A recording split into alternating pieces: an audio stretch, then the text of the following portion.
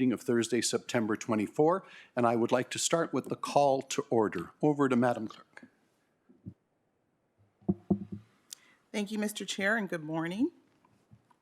We've been having electronic participation meetings for a few months now, so I'm going to provide a shortened review of the protocols for electronic participation in this regular council meeting. With the increase in the public gathering limits, the gradual reopening of facilities, and the recent amendment to the procedure bylaw that allows for electronic participation, members of council now have the option to participate either in person or electronically, subject to occupancy limits in the councillor chambers and the masking bylaw. This meeting is being streamed live, both audio and video, from the Region of Peel website. Some members are participating in this meeting electronically, and some members are present in the chambers.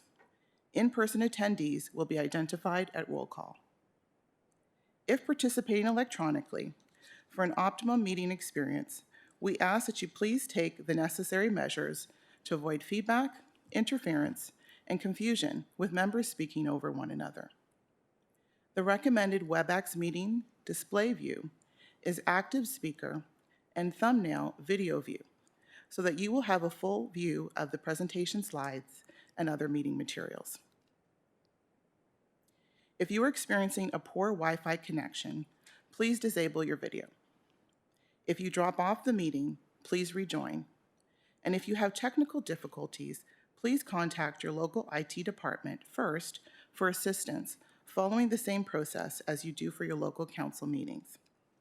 As required, your local IT department will reach out to regional IT staff for further assistance.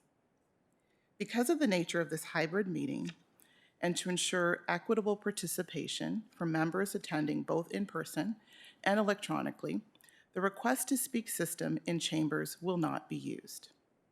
Instead, if you are attending in person and wish to speak, please raise your hand physically and you will be added to the speakers list.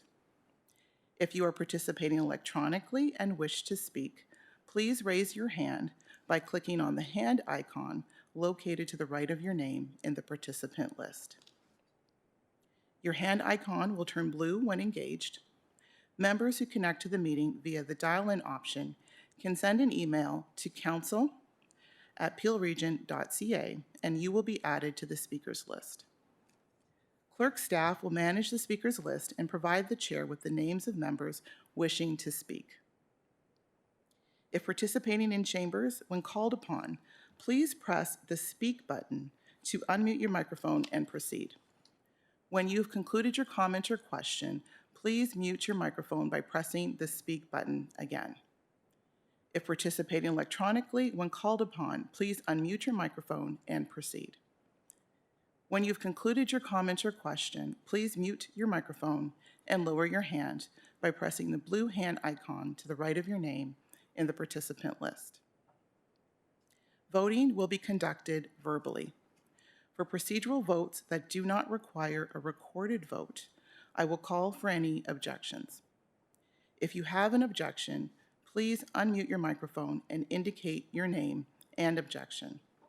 If no objections are stated, the motion will be deemed to be adopted. For recorded votes, I will call upon each member in alphabetical order based on last name. Once called upon, please unmute your microphone and indicate your yes or no vote. I will confirm the vote of each member.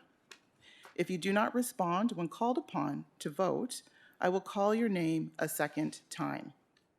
If you do not respond to the second call, you will be recorded as abstaining from the vote, and your vote will count in the negative as a nay vote. If you are participating electronically and are leaving the meeting, please send an email to council@peelregion.ca to indicate that you are leaving the meeting. If you leave the meeting for any votes thereafter, you will be marked absent. We have delegations on the agenda this morning. Delegates, when you are called upon, please unmute your microphone and begin your deputation. At the end of your presentation, please mute your microphone. If there are any questions, they will be directed through the chair.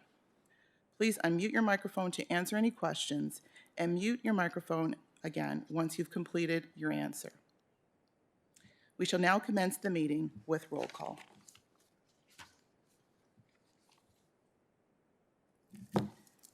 Mayor Brown? Present. Thank you. Councillor Carlson is present in chambers. Thank you. Mayor Crombie? I'm here, thank you. Thank you. Councillor Demerla? Present. Thank you. Councillor Dasco? Present. Thank you. Councillor Dillon? I'm here. Thank you. Councillor Downey is present in chambers. Councillor Fonseca? Yes, here. Thank you. Thank you. Councillor Fortini?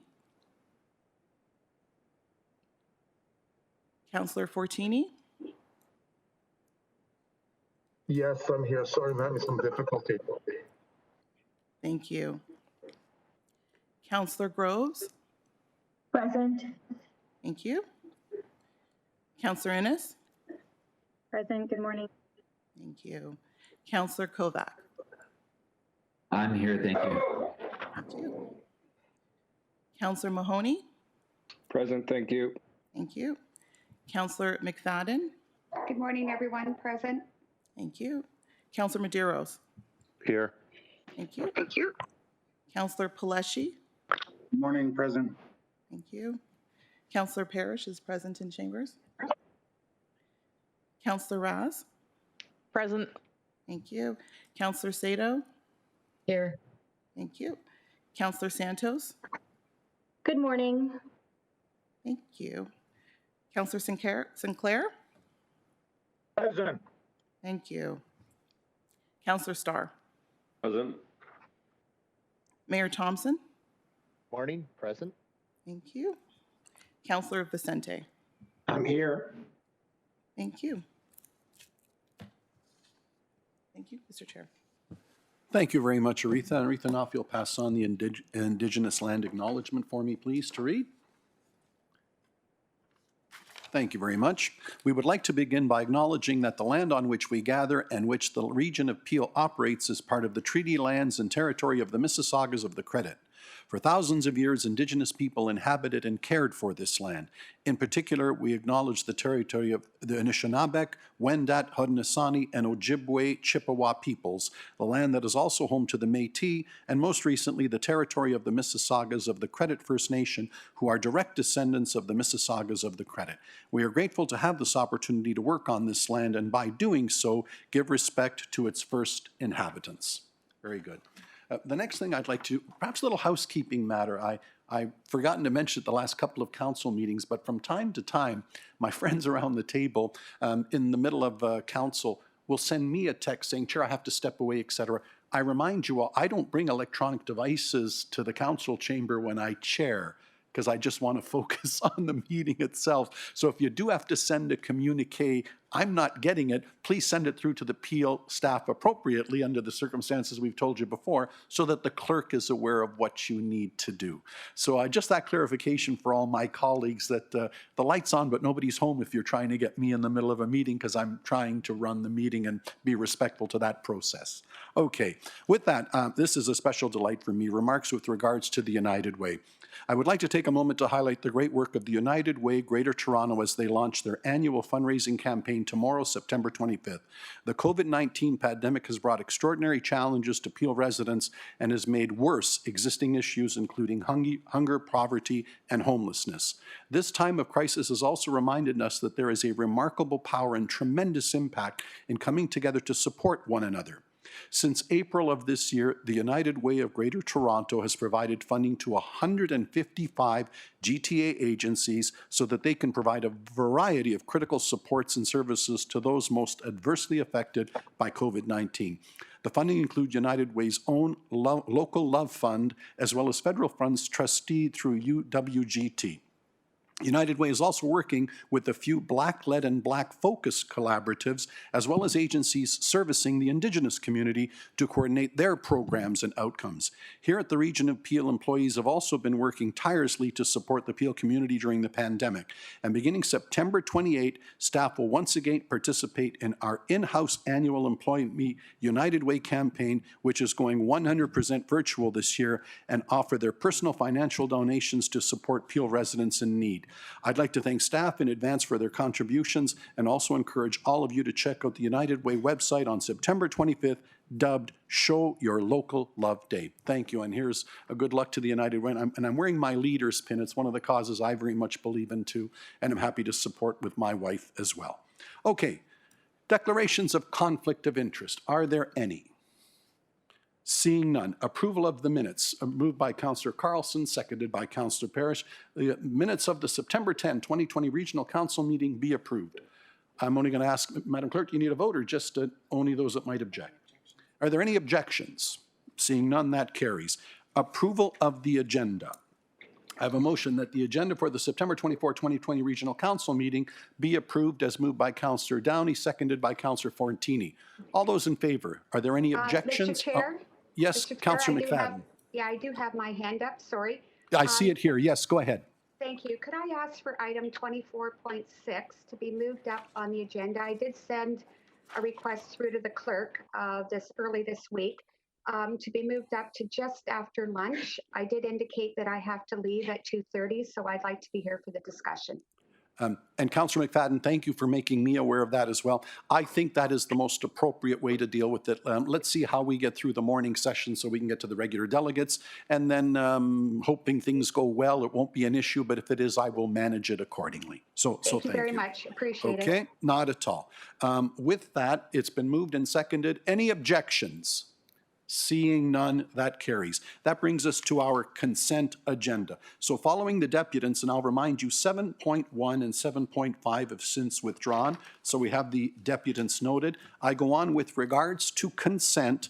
Item 8.1, of course, is a presentation by Dr. Lowe, but item 8.2 I can take on consent. Do I have consent for 8.2? Communication items, 9.1. On consent, 9.2 and 9.3, all on consent. Items related to public works, 11.1, to be held, thank you. Item 11.2, online utility billing portal, on consent. Hold. To be held. Councillor Raz. Thank you. 11.3. On consent. Hold. Oh, sorry. Councillor 11, Santos. 11, Councillor Santos to hold 11.3. Thank you. 11.4, stormwater infrastructure management. On consent. Down to communications items related to human services, 16.1. And I believe we'll be dealing with some of these, and also 16.2 is part of the deputants, so those will come forward at that time as well. 18, communications item. 18.1. On consent, 18.2. On consent, items related to enterprise programs and services, 19.1. On consent, 19.2. 19.3. Hold. 19.3 to be held. Councillor Santos? I believe, is that the voice I recognize? Very good, thank you. 19.4.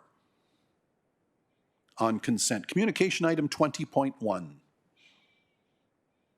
On consent. We have a notice of motion from Councillor Raz, public disclosure of businesses. That, Madam Clerk, I believe we can have it on consent because we're asking for it to come to the next council meeting. So trusting I have that on consent. Yes, it's self-explanatory. Very good. Yes, Councillor Raz, thank you. And a timely question to ask, I might add. Okay, the bylaws we'll deal with then. Just to go over the in-camera, because maybe some of them can be on consent, we can get staff back to work. 14.1, the minutes from the previous meeting on consent. Thank you. 14.2. Madam Clerk, do you... 24. The first one was 24.1. Thank you, Madam Clerk. On consent for the minutes, and I think that was dealt with. 24.2, is that on consent? Yes. 24.3, consent. 24.4, on consent. Thank you, George. 24.5, Morgan News regarding the great staff we have here at the Region of Peel, on consent. 24.6 is to be held. Finally, 24.7, do I have consent? Very good. Madam Clerk, over to you to approve the consent agenda. Mr. Chair, just clarification. I think I missed something here. My apologies. The Go funding ahead. coming from the federal, sorry, Mr. Chair, thank you for recognizing me. Yes. The funding coming from the federal partners on the homelessness 2 programs and the streams, that's held. What item number was it? I believe you're right, Councillor Paleshi. I think I was going to deal with it as part of the deputants as well. But what was the specific item number? For the life of me, I can't. Okay. Mr. Chair. Yeah. 8.2.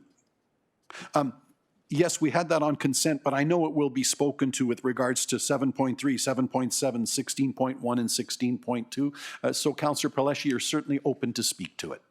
Yeah, and please hold 8.2 then. Okay, then. Very good. We'll do it formally as such then. Very good. Thank you, Mr. Chair. Not at all. So, with that, Madam Clerk, I turn to you for the vote on the consent agenda. I have a motion moved by, need a mover for the motion? Oh, Councillor Consent Raz. agenda is moved by Councillor Raz and Councillor Paleshi. Thank you. The motion is that the following matters listed on the September 24th, 2020 Regional Council agenda be approved under the consent agenda items. And this will require a recorded vote. Mayor Brown? Yes.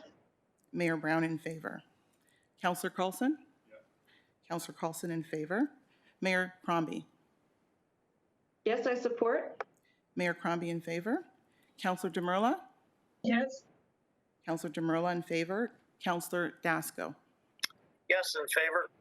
Councillor Dasco in favor. Councillor Dillon? Yes. Councillor Dillon in favor. Councillor Downey? Councillor Downey in favor. Councillor Fonseca? Yes, in favor. Councillor Fonseca in favor. Councillor Fortini?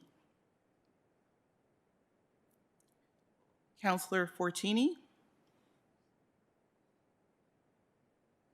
Councillor Groves? Yes, in favor. Councillor Groves in favor. Councillor Innes? Yes. Councillor Innes in favor. Councillor Kovac? In favor. Councillor Kovac in favor. Councillor Mahoney? Yes. Councillor Mahoney in favor. Councillor McFadden? Yes, in favor.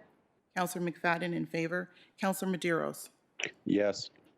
Councillor Medeiros in favor. Councillor Paleshi? Yes. Councillor Paleshi in favor. Councillor Parrish? Councillor Parrish in favor. Councillor Raz? In favor. Councillor Raz in favor. Councillor Sato? Yes. Councillor Sato in favor. Councillor Santos? Yes. Councillor Santos in favor. Councillor Sinclair? In favor. Councillor Sinclair in favor. Councillor Starr? In favor. Councillor Starr in favor. Mayor Thompson? In favor. Mayor Thompson in favor. Councillor Vicente?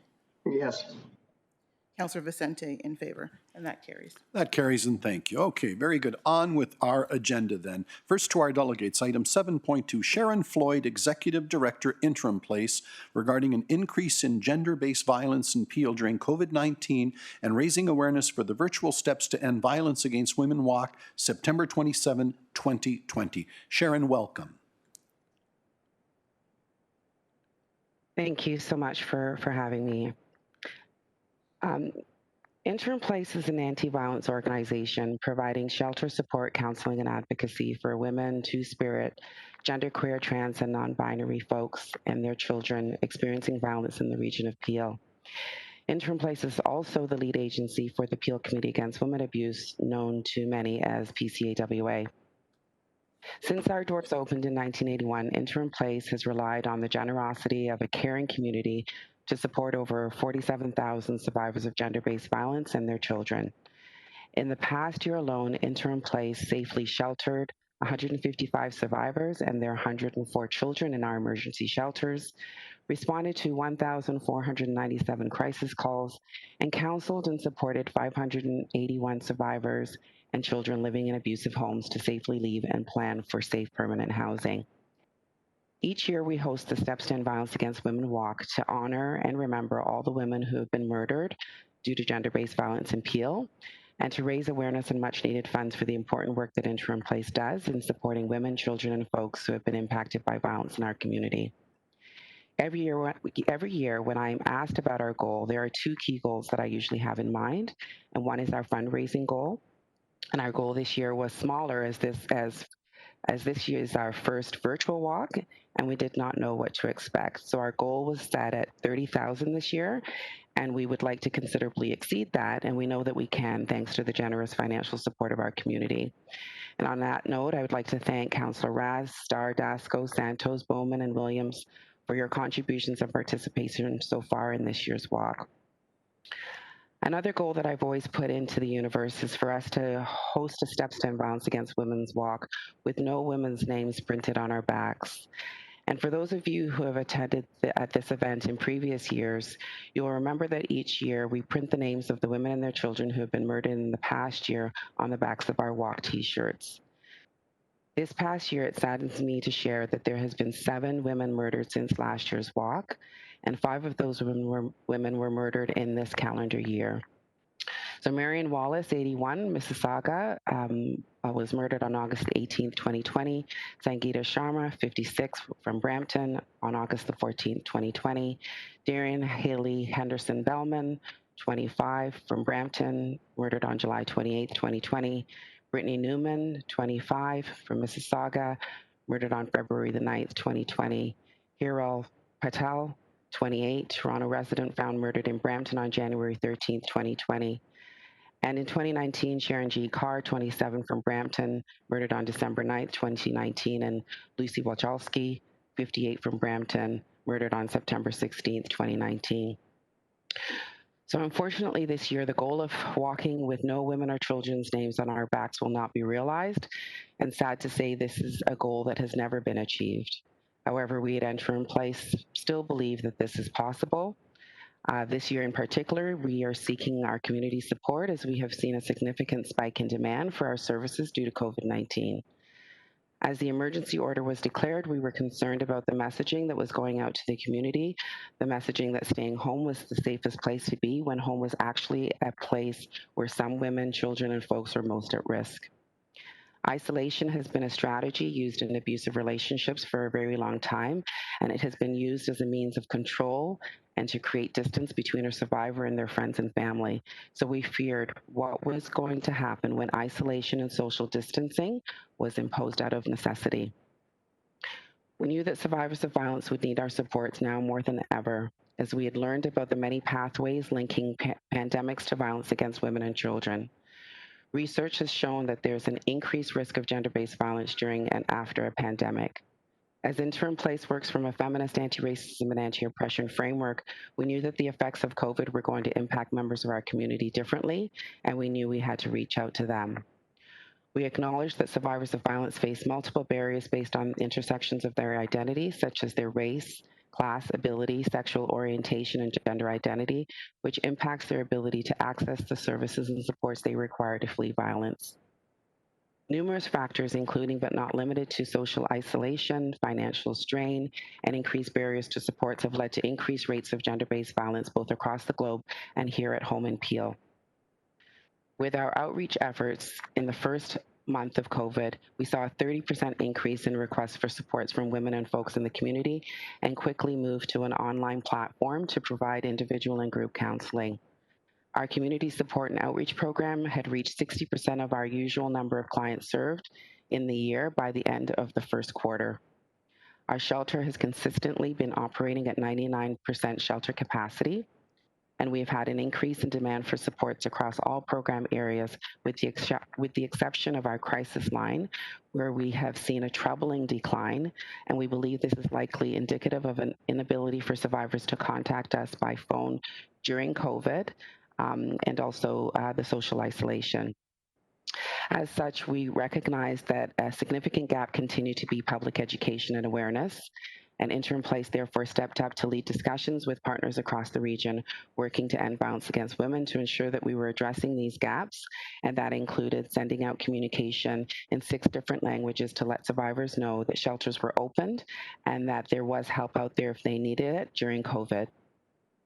Despite our efforts, there continues to be significant gaps in addressing the issue of gender-based violence in our community.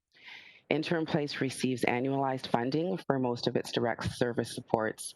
However, it takes ongoing, consistent, and sustainable funding, not only to respond to the needs of survivors, but also to work with the community to understand the importance of not being a bystander, how to reach out for support, what consent actually looks like, and who they can call when someone they know needs supports. The staff at Interim Place have all been working diligently on the front lines, and the board and I are so grateful for their ongoing support of survivors during this critical time. Now we're reaching out to all of you for your support, and we do hope that you will participate in virtually in this year's walk on Sunday, September the 27th at 11 a.m., as Interim Place cannot do the important work that we do without the generous support and accountable leadership from our community. Thank you for allowing me to share this important initiative with all of you and to talk about our experiences during COVID. We look forward to your support, and we look forward to working with all of you to end all forms of gender-based violence in our community. Thank you. Sharon, thank you very much. What an excellent presentation, and I thank you for adhering to our 5-minute requirement of delegates, and I remind the others following you that we need you to adhere to that. And also, I have a list of questioners, and I remind my questioners that we just ask clarifying questions at this time. My list of questioners is Councillor Santos, Downey, and Raz. Councillor Santos. Thank you so much, and through you, Mr. Chair, thank you, Sharon, for coming in today to remind us about the walk on Sunday. I'm happy that to be registered and encourage everyone to make a donation and or register to participate as well. It is Gender Equality Week this week, and I've shared some thoughts with the city staff, and I'll share it with all of you. One of the biggest barriers for us in achieving gender equality is dealing with and ending violence against women. Women deserve and fundamentally deserve the right to feel safe, and until we can actually achieve that, our goals towards gender equality is only incremental, and it continues to be a struggle. So thank you, Sharon, for being here. I have a quick question in relation to, and maybe if I can ask about the gap that you talked about in terms of funding. Can you share with us a little bit more what that gap is about, and perhaps the ecosystem of agencies who end up competing for funding so that we can address this issue? Because we all know on this council, even at the police board, that this particular issue is one of the top issues that the police get calls from. So Sharon, if you don't mind just elaborating quickly on that, that would be great. Sure. Thank you for your question, Councillor Santos. So Interim Place, as I mentioned earlier, is the lead agency for the Appeal Committee Against Women Abuse. The Appeal Committee Against Women Abuse leads the coordination and collaboration work across the region on the issue of violence against women. That program, so the coordinator for that position has been funded by Interim Place, utilizing other funds that we have to provide services. So as I had mentioned, we do receive funding for services as an organization, so direct supports to survivors, but we do not receive any funding to do collaborative work, coordination work. And I know that the Community Safety and Wellbeing Table is working on a public education education campaign at this time. And that is really important, but also important is to coordinate and to ensure that we are integrating our services and we're providing great systems integration and navigation for survivors of violence, as survivors will fall through the cracks if we are not communicating amongst service providers and we're not coordinated in our responses to survivors when they come to us. So that is, we are not funded for the work that we do through PCAWA, and we would like to see annualized funding for that work. And we do not want to be in a position to continuously compete with other organizations, our members, basically, for those funds. So we would like to see some annualized funding for the work of PCAWA in terms of systems coordination and collaboration work that is highly important to end gender-based violence across the region. Thanks, Sharon. And so understanding that gender-based violence, domestic violence is a growing concern for the region of Peel, I would like to refer some of what you have said over to staff to take a look at in terms of identifying what you've shared and the gaps and the collaborative approach and how maybe the region can help to coordinate some of that work. I know that the community safety and well-being folks are working on it as well, so it may be that this is already in the works. I have no idea, but I would like some more information on how we can move the conversation forward and improve the action that we are taking on this issue. And you mentioned the public awareness campaign. I know that we are launching that in November going into December. I just want to confirm with staff perhaps that we are still on target to be launching that campaign in November. And I don't, Nancy, the CAO, please, Nancy. Chair, it's Kathy Granger. I'm happy to speak to it. Yes, through you, Mr. Chair. Thank you for the question, Councillor Santos. You're quite right. We still are coordinating services through the community safety and well-being. Thank you for the presentation today. It's always informative, and we're happy to support the walk. A little bit more background as far as our campaign. We still are on target for the campaign. Just to remind Council, on February 13th, the Region of Peel unanimously passed the motion to work with our municipalities, Peel Regional Police, and community organizations to develop a public awareness campaign to tackle the issue of domestic violence in Peel Region. The 2020 campaign's primary objective is to raise visibility and awareness among Peel residents on family violence and intimate partner violence to support the identification, action, and reduction of cases in our communities. The call to action will be to contact the 24-hour Interim Place hotline if you or someone you know is experiencing violence, or if the matter is an emergency, to call Peel Police or Caledon OPP. The campaign's target will be the general public with a focus on awareness and encouraging action. And future stages of the campaign will focus on different target audiences, including victims, survivors, perpetrators, and specific cultural communities. The campaign in Peel will be launched on November 25th, International Day for the Elimination of Violence Against Women. And we will have some key tactics that we will bring forward to Council for you to support. Thank you. Thanks so much. I have no further questions. Thank you, Sharon. Thank you, Councillor Santos. Councillor Downey. Thank you. Through you, Chair. I also wanted to just ask a question of staff regarding the awareness campaign coming forward, so that's been answered. Thank you for your presentation, Sharon. I've said it before, I think that COVID has magnified the very best in our community, but also the very worst. And I think that your presentation and the information you've put forward has underlined that for all of us. And we all know that we have a lot of work to do, so thank you. Thank you. Councillor Raz. Thank you very much, Mr. Chair, and thank you for coming today, Sharon. It's nice to see you, even if it's virtually. Probably one of the more profound events that I go to every year is the walk. And it's unfortunate that we couldn't all be together, but you have a community of support behind you. And we're certainly there to help promote the walk, but also the continue the work that you're doing. A quick question with respect to ability for those who are in distress being able to reach you. If they can't do it by phone and they can't leave, what are some of their other options? Yeah, so it's one of the things that we do have is also an opportunity for individuals to contact us through our interim place website line, so they can send a message through there. We also are exploring opportunities for texting, because we do know that many of our survivors are using, new technology in terms of communication. The challenge is around safety, so we want to make sure that we are not increasing the risk of anyone who's reaching out to us. And so with texting, we can't confirm that the individuals that's texting us and we're providing the information to is the right person that's looking for support. So we really want to make sure that we are not increasing risk, and that we're doing our due diligence in approaching issues in a very safe way. So we are exploring more opportunities for that. But right now, the most important way is to contact us by phone using our crisis line, and we do have walk-ins as well. So people who know where we're located do show up at our doors, and we would receive them. And of course, during COVID, we would do the screenings and so forth.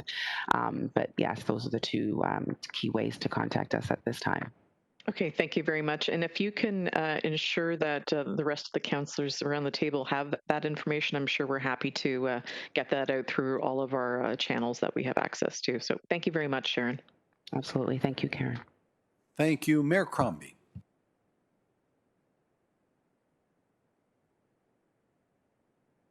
Sorry, thank you. Sharon, just really wanted to thank you for all you do. I know you know that we're all very supportive of you, and the great work that you do to raise awareness of this very important issue and ensure that the memories of those women and those individuals, frankly, live on. And that's so very key. And of course, I too will see you at the walk, and I know many of us will, and we'll help promote it for you. It's difficult for you, I guess, this year through COVID with your fundraising efforts, but maybe there's something that we can all do virtually too. So maybe there's in your whatever notice you're putting forward about the walk, put the fundraising information there, and I know the counselors will attach that to their newsletters. Okay, thank you again. Thank you. Councillor Fonseca. Thank you through you, Mr. Chair. Yes, thank you so much for being here, Sharon. I just want to echo what has already been said. And to, in terms of all that you've done in the community in Peel, in supporting in so many different ways, and bringing to light and educating the community to ensure that women of domestic violence and or gender-based violence are not forgotten. To Councillor Santos' point, it is Gender Equality Week, and I just want to say a huge thank you. The tagline for Gender Equality Week is because of you. So because of you, there are that many less individuals who are facing gender violence, but at the same time, as you pointed out, which is alarming, there are still many more situations that we need to support individuals in the community with. I did have one question. Through COVID, you explained that you've been offering many different services. Councillor Rast did ask the question, you answered it partially, but one thing I've heard is that during what's become very apparent during COVID is that the distinction between offline and online violence when it comes to gender violence has become even more evident. Online gender-based violence exists within a context basically similar to what happens in real life. And it is becoming and has become very apparent through COVID that it is extremely destructive for women. And because we are living in a virtual world now, we're seeing that offline violence has extended and infiltrated on the online world. And when it comes to women, what I've heard and what I've in conversation with a number of different women is that while both men and women are harassed online, when women are a target of online harassment or violence, it descends into sexualized hate or threats and gender-based violence. What happens is the women actually censor themselves. So they end up not wanting to reach out to contacts because they are, they quickly retreat in terms of when it's an online scenario.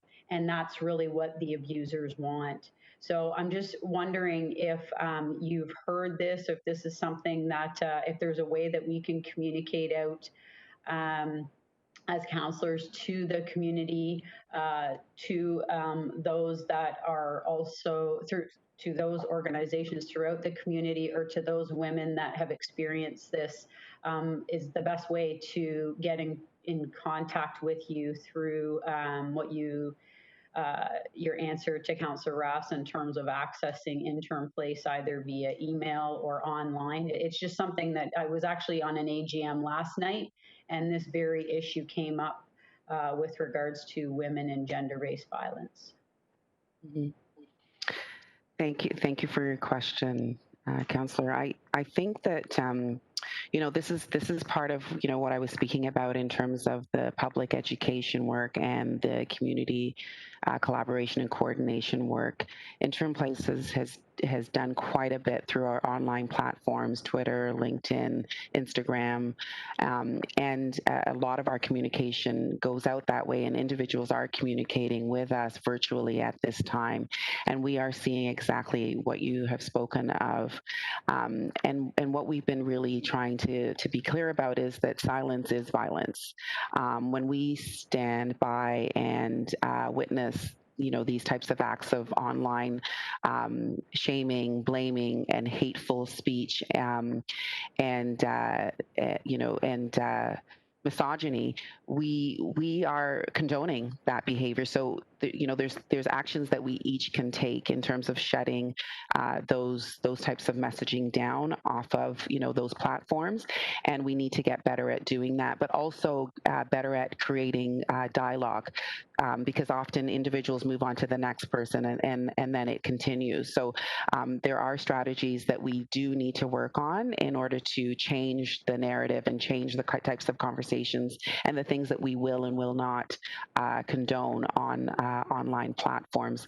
So there's much more work that needs to be done in that area, and that's why I think it's important that we do have the resources and the supports to do the public education work, not only in person, but also virtually as well. And I know that I may not be fully answering this question, but I do want to talk about the fact that our resources have been limited, and we've, as I mentioned, we've been operating at 100% in the shelter, and we have prioritized the safety of survivors accessing our supports, and we know that we're missing individuals who are not, and that's our concern. Just as the names that I shared today and the names that I've shared previously at the walk, women and children and folks that have been murdered have not reached out to our organization. These are individuals who have not accessed our organization for safety and support. Primarily, actually, there was one in this year that had, but that's a concern for us, and there is much more work that we need to do. And I'm really hoping that Interim Place will receive the resources in order to do that work and do some research and look at the best promising practices in moving forward. Thank you very much. I'm happy to support the walk virtually. I'm glad that you are running it or you're offering it virtually, and happy to spread the word through my channels, and look forward to a further report from the region on how we can collaborate. Thank you. Thank you. Thank you. Mayor Thompson. Quick question, and I'm glad you're doing the virtual walk. Congratulations on pulling this off. Is Family Transition Place partnering with you this year? So Family Transition Place is part of our collaboration conversations.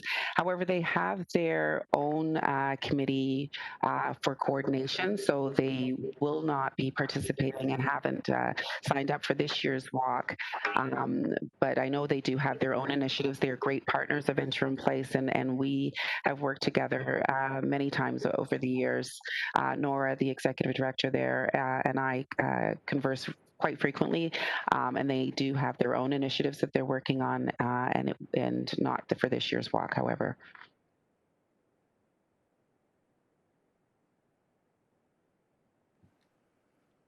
Mayor Thompson, anything further? You're good. Okay, with that, that ends my list of speakers. Sharon, thank you very much. I would mention to you, Sharon, in terms of, I have a motion that this be referred back to staff and a report coming forward, and that's been moved by Councillor Santos and seconded by Councillor Rass. But you'll be very pleased to know, earlier this week, I visited our friends at Peel Regional, and just an update on various files. And to his credit, our chief, Nish Duriapa, and the team that he's put in place, quite a new, robust team there, spent a great deal of time speaking to me through the Community Safety and Wellness file about intimate partner violence, which is how they couch it.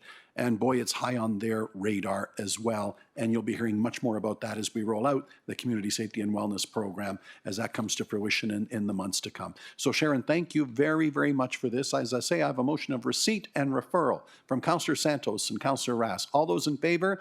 Do I have any opposed? That carries unanimously. Sharon, thank you very much. Thank you. Okay. That brings me on item 7.3, Jason Weisner, President and owner, Weisner Insurance Incorporated, regarding concerns over escalating mental health, addiction, and homelessness in downtown Brampton and the negative impact on property business and related items 7.4, 7.7, inclusive of 8.2, 16.1, and 16.2. Mr. Weisner. Good morning, Council, and thank you for the privilege of being able to speak this morning. Folks will feel for your support of immediate action to deal with the. Mr. Weisner, this is the chair. You're breaking up, Mr. Is everybody else hear him a little choppy? You're breaking up a bit. Just to advise you, why don't you start again and let's see if we're a little better going forward. Please proceed. Should I shut off my video? Actually, no, now you sign just fine. Why don't you carry on and we'll hope for the best and they'll guide me accordingly through the clerks. Please proceed. Okay, absolutely. Again, thank you for your time, Council, for allowing me to speak this morning, to appeal for your help for the immediate action that's needed to deal with the escalating mental health and addiction and homelessness issues that we're seeing in the downtown core.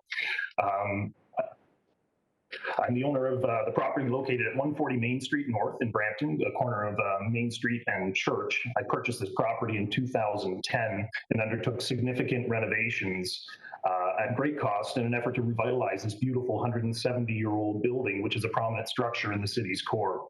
I'm an extremely proud property owner and take great pride in my building, which houses my business, Weisner Insurance.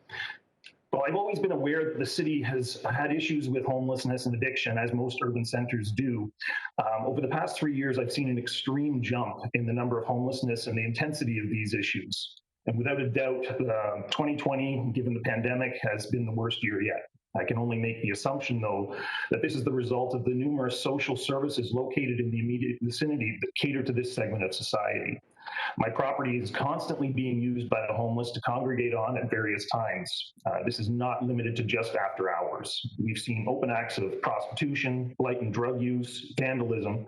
As a result, my property is constantly being littered with empty food containers, garbage, cigarette butts, beer, liquor bottles, broken glass, drug paraphernalia, and syringes.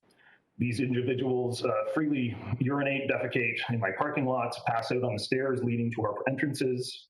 The last 2 calls made to 911 from our property were the result of persons unconscious on our stairs and another face down in the middle of our parking lot during business hours. Since the individuals were completely unresponsive, we believed sincerely that they actually were dead. This was quite shocking and stressful to our staff. We have many staff, including young ladies, who when confronted with someone passed out on the steps to our building are afraid to enter or confront the individual and have to call for assistance. What has become very notable is how bold and brazen these individuals are becoming.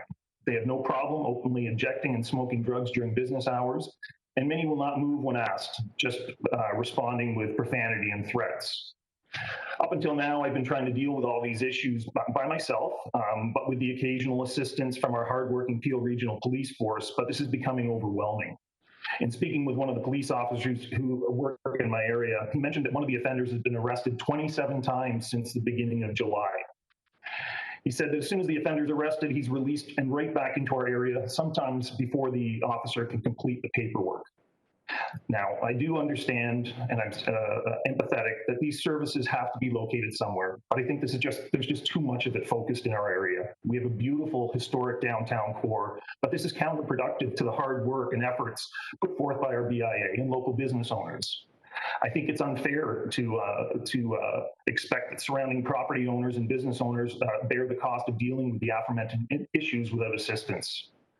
If the services can't be moved somewhere else or diluted somehow, we need some help with security, cleanup, and vandalism. Failure to take immediate action to address these problems will only drive the businesses and people from the city that we love. As a stakeholder, property owner, business owner, and an employer who's being severely negatively impacted by these issues, I appeal for your immediate response. Thank you very much for allowing me the time to address council. And thank you for your presentation. I have a list of questioners. My list is Santos, Vincente, Fonseca, and Mayor Thompson. Councillor Santos. Thanks so much, and through you, Mr. Chair, thank you, Jason, for joining us today. And just to let folks on council know that there are a number of delegations related to the downtown community safety issues, specifically mental health, addictions, and homelessness. Councillor Vicente, myself, the mayor, Martin Majeros, as well as Councillor Bowman have met with all of these organizations throughout the past few months. And we did invite them to delegate today. Regeneration, unfortunately, isn't delegating. We hope that they will delegate in the future. They are a key component in this. But the reason why we are all here this morning is because we need the help from Regional Council to deal with this issue in downtown. Jason, you brought up a very good point, which many of the delegates are going to bring up and share as well, is that indeed many of the social support services are located in downtown. And we do take a compassionate approach. However, it does attract more issues in the downtown core that affect our businesses and our neighboring residents. You're going to hear from some of them today. And so I'm going to leave it at that because there are other delegates who are going to share and there are other questions right now. I will ask other questions throughout the delegation, but I do ask my council colleagues, especially Mississauga, as well as in Caledon, to please listen in and what's going on in downtown Brampton. Thank you. Thank you. Councillor Vicente. Thank you, Chair. I just want to thank Jason for coming here today and providing this important testimony. Both Mr. Santos and I live near you, and we see the problem happening every day. I want to reserve the rest of my comments for after all of the other delegations have spoken. But Jason, we want you to know that we see what's happening. We see the work that you have done to beautify downtown Brampton. We don't want to see your investment squandered. And so that is why we are here today, to put this issue before Peel Regional Council so that we can get some immediate steps that we can take to improve the situation and make it better for everyone. Thank you for coming. Thank you. Jason, thank you for your presentation. And if you'll stand by, I know we have other speakers, and if my colleagues will indulge me, we've received a message with regards to Deputant 7.6, Reverend Jeff Ross, Lead Minister, St. Andrew's Presbyterian Church, who in 5 minutes has to leave for another appointment. I'd like to take him at this time so that we can hear his thoughts on this same subject with hopefully the understanding of the other delegates. So Reverend Ross, if you're ready to go, I will take you at this time. Please proceed with your 5-minute presentation.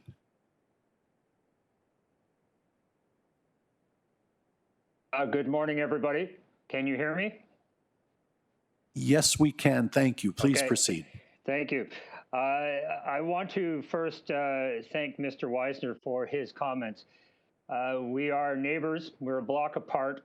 And every day I go by your building, I feel for you, and I am very concerned for your business, concerned for our neighborhood. And I was listening earlier to the presentation about violence, and it is true that what we have right now is we seem to have a greater problem than we had in the past, but I would say that the pandemic and the fact that there are fewer people on the streets in terms of the general population, seems and appears to have increased the problem of homelessness, mental health, addiction, and all of the other things that seem to be now at the fore.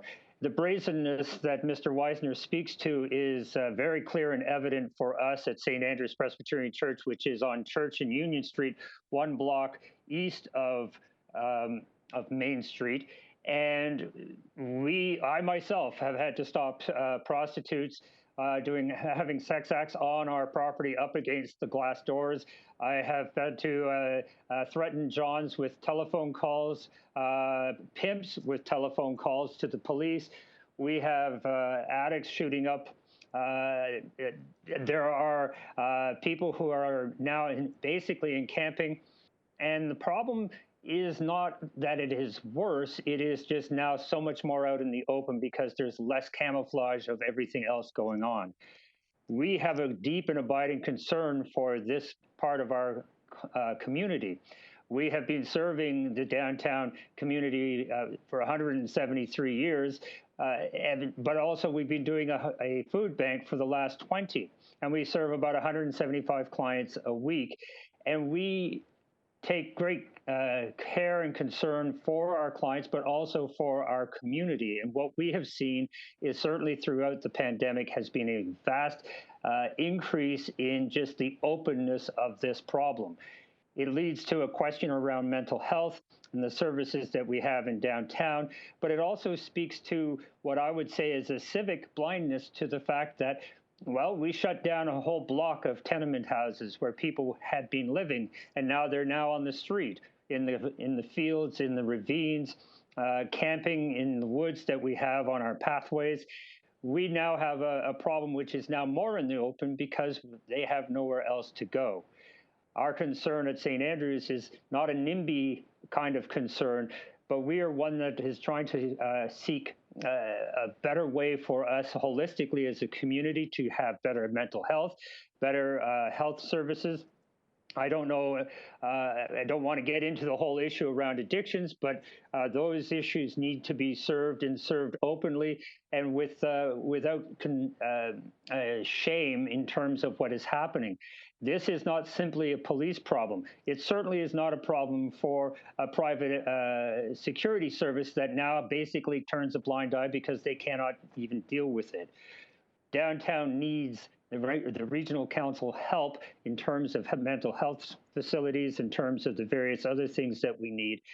We are hoping to help and be part of that solution, but we, as a church, cannot do it entirely on our own. Just as Mr. Weisner has said, we do our best to maintain our property. We do our best to be a public service in the community, to keep the neighborhood going. But we are now feeling overwhelmed, and we are asking for regional council's help. Thank you. Reverend Ross, thank you. I have some questions. Councillors Medeiros and Vicente. Councillor Medeiros. Apologies, I had requested after all the delegations. Very good, thank you. Councillor Vicente. Same, and thank you to Reverend Ross. Thank you. Thank you. Thank you. Thank you very much, Reverend Ross. You're welcome. Thank you to Councillor Santos and Vicente for speaking to us and for allowing us to be part of this, and we hope to hear from you. And I apologize for having to jump the queue. It is not in my nature, but I unfortunately do have to go. But thank you. Thank you very much, Reverend Ross. And I know I have a list of people requesting to speak. I'm going to hold them thinking we're going to hear the last couple of deputants, and I thank you for allowing me to do that so that we move along smoothly. At this time, my request for speakers following all the deputants is Medeiros, Vicente, Santos. I will continue to hold them until the deputations are done. And Catherine Kennedy, you're up next with thanks from the Reverend and myself for allowing him to go first. Ms. Kennedy is here again to speak to this issue regarding the need for immediate action with respect to escalating mental health, addiction, and homelessness in the downtown core of Brampton. Catherine, please proceed. Thank you so much for letting me speak, and thank you to everyone who went before me. I'm also here to ask the Region of Peel to support immediate action with escalating the mental health, addiction, and homelessness in the downtown core community. I have been a resident of downtown Brampton for over 20 years. My parents, who live out in the same street actually, moved here when they immigrated to Canada 22 years ago. And we have always liked the community and felt safe in it. However, over the past several years, we have seen an increase in the population of homelessness and people with drug addiction and mental health issues within the area, which has also resulted in an increase of violence and criminal activity within our neighborhood. Within the past year, my husband and several neighbors have had their cars broken into and items stolen. We have had woken up in the mornings and have seen footsteps in the snow of people going in and checking your cars.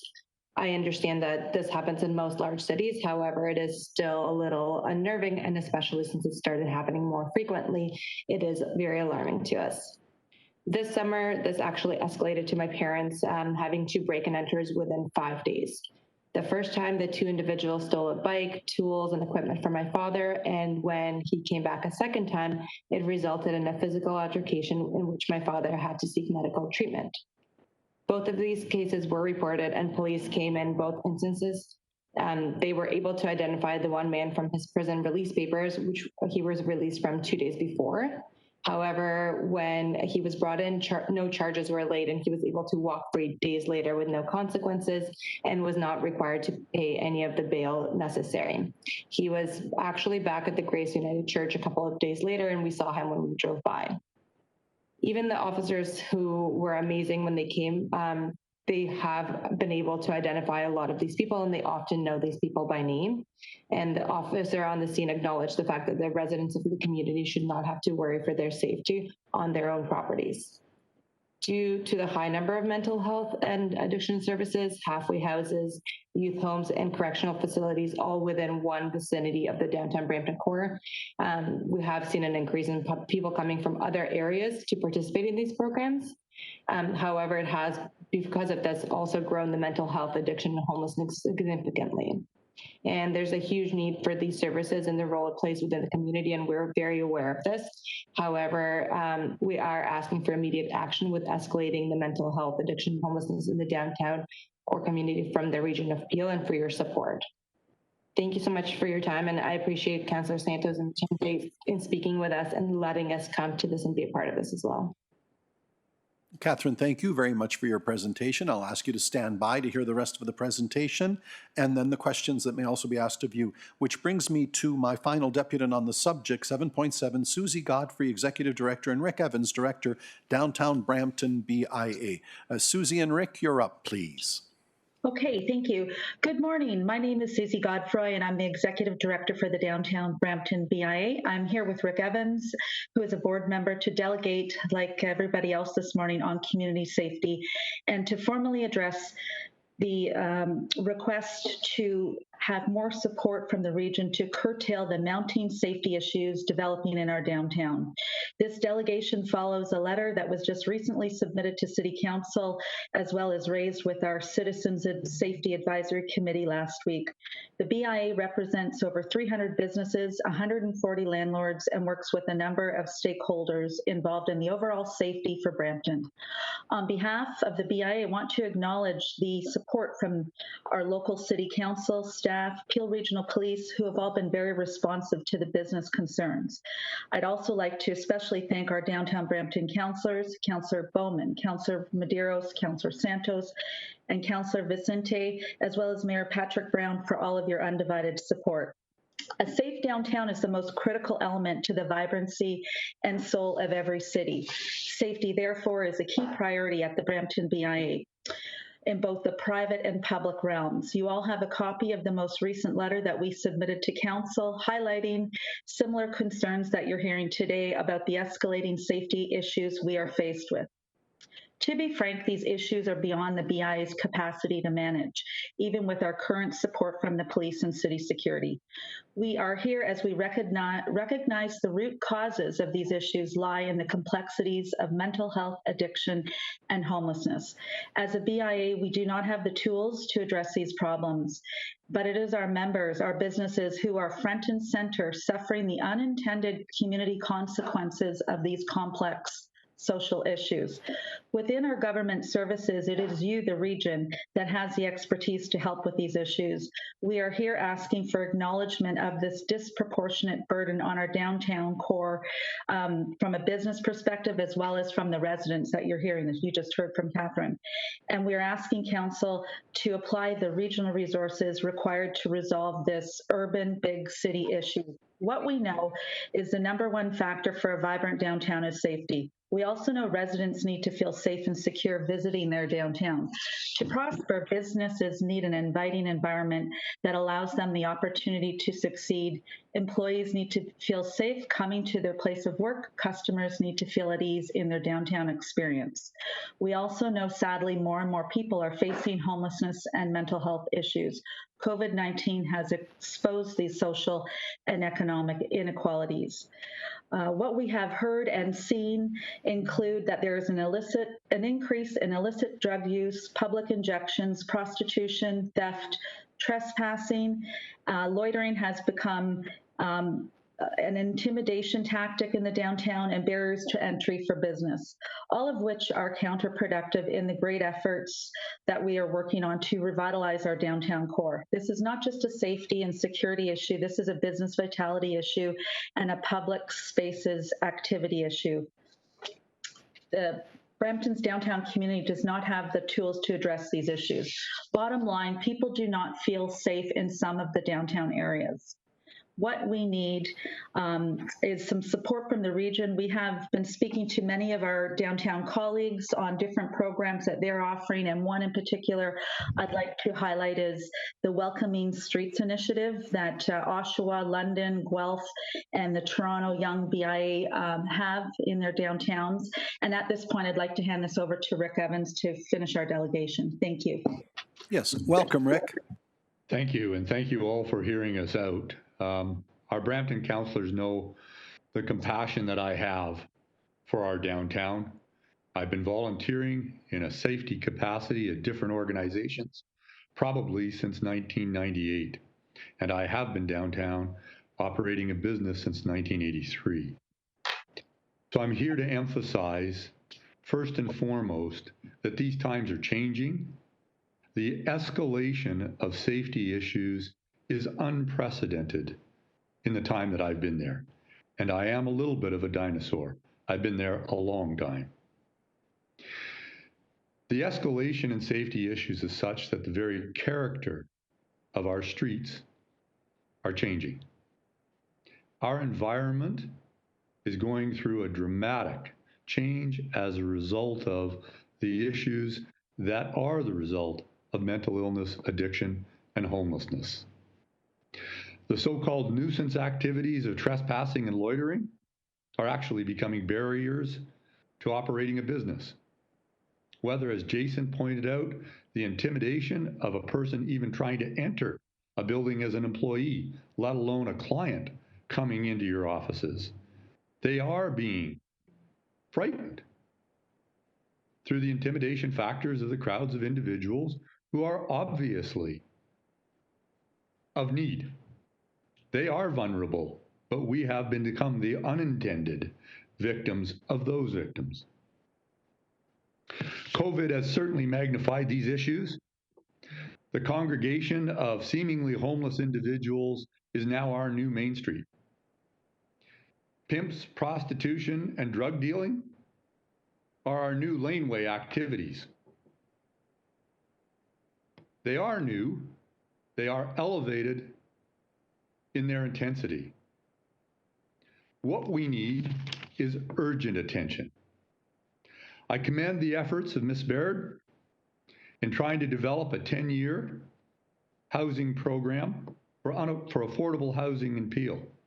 But what we need is a 10-month program for homelessness.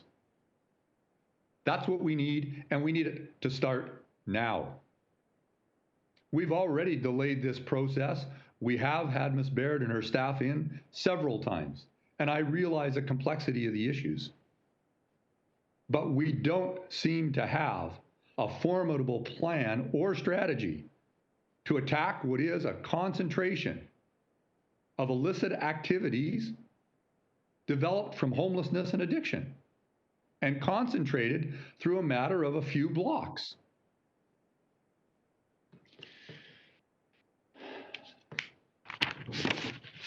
If we don't do it now, with or without COVID next summer, it'll be worse.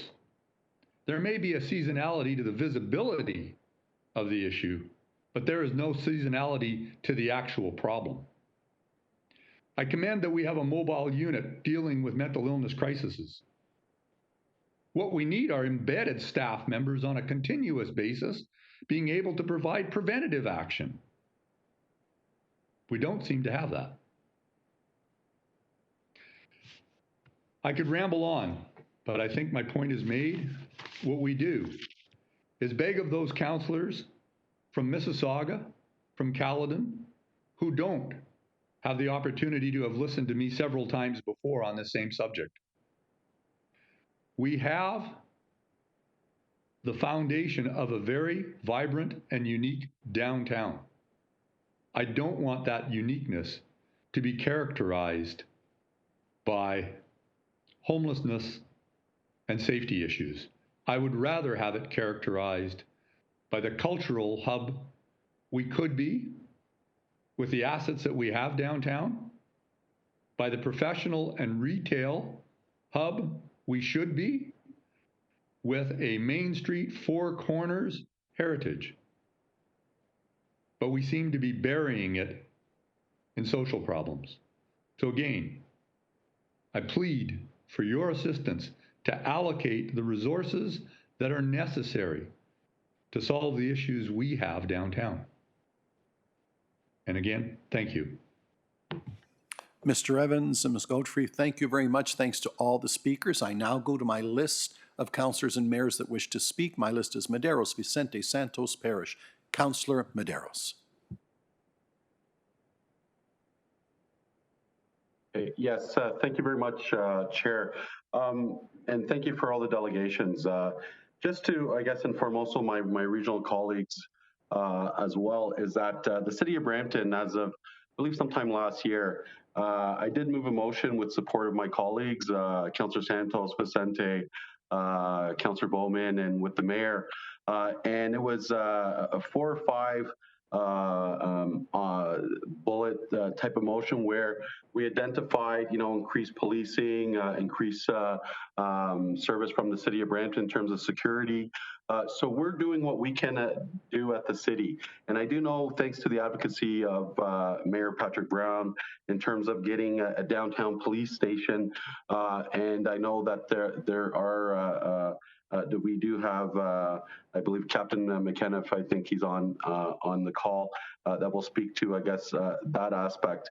At the region, and some of you may recall as well, one of the things that we did, and I'm not sure if it was moved into motion, and I'm hoping that Commissioner Shea can speak to it, but one was about increasing service in the downtown and working with the Canadian Mental Health Association through their mobile. So exactly what our delegations has just expressed.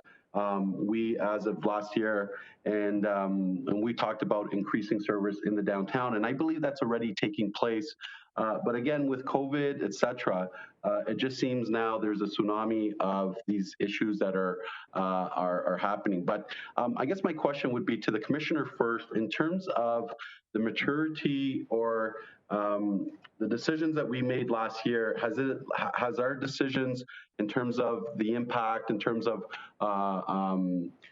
increased service, has that sort of come to realization, or is that still in the process? So give us a timetable, understanding that the delegations really reflect, they're looking for something immediate.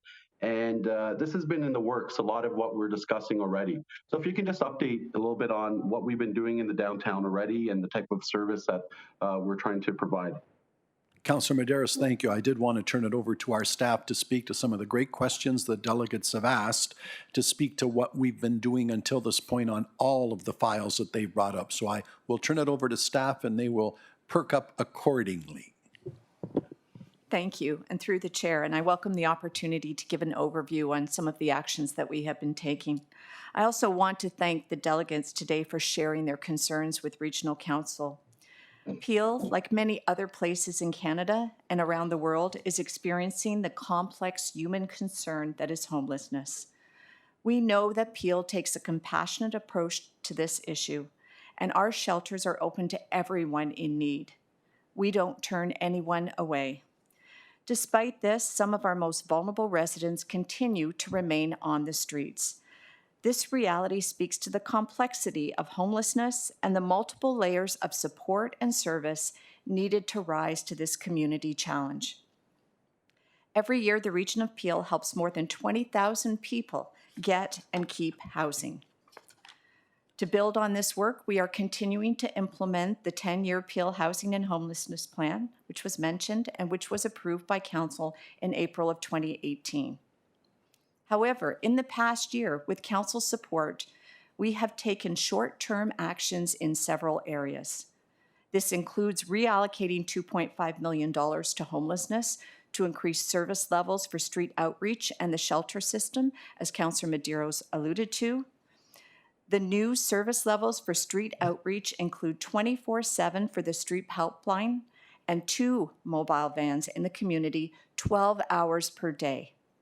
This additional van will be operational within the next 2 weeks.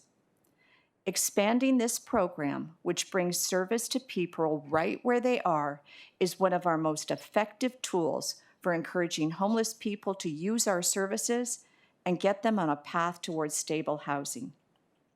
In addition, the region has acquired a building to convert to a new emergency shelter that, when completed next year, will double our capacity to 120 families. We have also changed how housing subsidies are administered so those with the most urgent needs can be seen the fastest. As we all know, COVID-19 has exacerbated the challenges and visibility of homelessness in our community, and so the region has implemented some specific immediate solutions using the federal provincial funding we were allocated. We created a new isolation and recovery program, which has sheltered and provided medical care to 350 clients who needed to isolate or who had contracted COVID-19. We started a new encampment housing pilot in partnership with the local municipalities and the police. And to date, this has taken 18 individuals and families off the street into temporary housing. We have also enhanced our prevention funding for evictions, which we are giving to our at-risk tenants, so hopefully that they don't become homeless in the first place. And by working with private landlords and enhancing case management, we have placed more than 500 homeless people and families in permanent housing in Peel between March and August. While this progress makes a difference in the lives of people and in the community, today's delegates remind us that there is much more work to be done.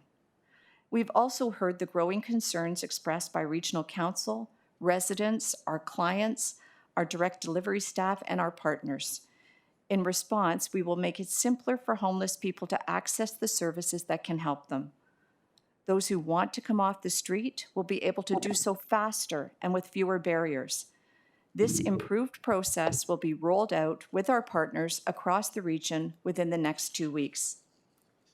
In addition to these more immediate improvements, by the end of the year, and as indicated in today's funding report, we will work with councillors and our community partners to open Region of Peel locations in downtown Brampton and at Dundas and Ontario in Mississauga.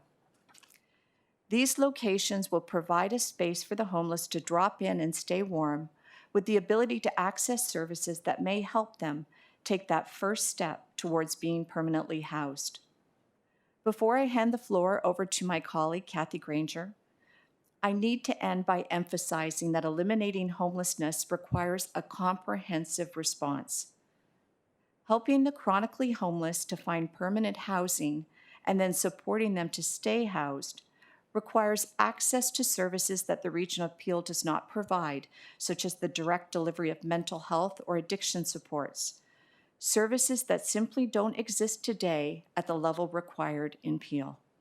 With that, I will turn it over to Kathy Granger, our Commissioner of Health Services. Thank you. Thank you, Janice and Council.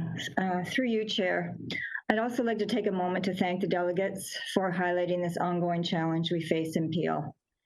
This is a very complex issue, as Janice has highlighted, requiring multiple partners with no easy solutions. As you know, every person who's experiencing homelessness has their own unique story and needs. And in order for them to make a successful transition into housing, we must understand their story and ensure that they are provided with the proper support, which needs to include mental health and addiction resources. As Janice highlighted, while we're not a mental health doctor, we have recently highlighted to Council that we have significant challenges of availability, mental health, and addiction supports in Peel. Most recently, our community partner, CMHA Peel Dufferin, estimated a 52% increase in the volume of crisis calls it's received in Peel alone. This surge in demand shows that the pandemic has exacerbated existing demand. So the existing issues with how the province funds, the quantity, availability, and access to services in Peel have now been further amplified. This is why, with your support and direction for advocacy in this area, we followed up with the Community Mental Health Roundtable the region hosted last fall. This includes additional outreach to the Associate Minister of Health and Addictions. Further, the Chair attended another roundtable with community partners on July 3rd. At both opportunities, the region provided evidence to highlight appropriate mental health funding is needed to meet these needs of Peel's diverse communities. Like mental health and addiction, supportive housing is the responsibility of the Provincial Ministry of Health. And as of today, there's very limited options for permanent supportive housing in Peel that provides 24/7 supports to residents with complex addiction and mental health concerns. Mental health needs are consistently highlighted by community voices and partners. The region's community safety and well-being plan has 3 areas of focus, one of which is mental health and addictions. And further, to mitigate risks for crisis situations, the region is partnering in the development of local situation tables being led by Peel Regional Police.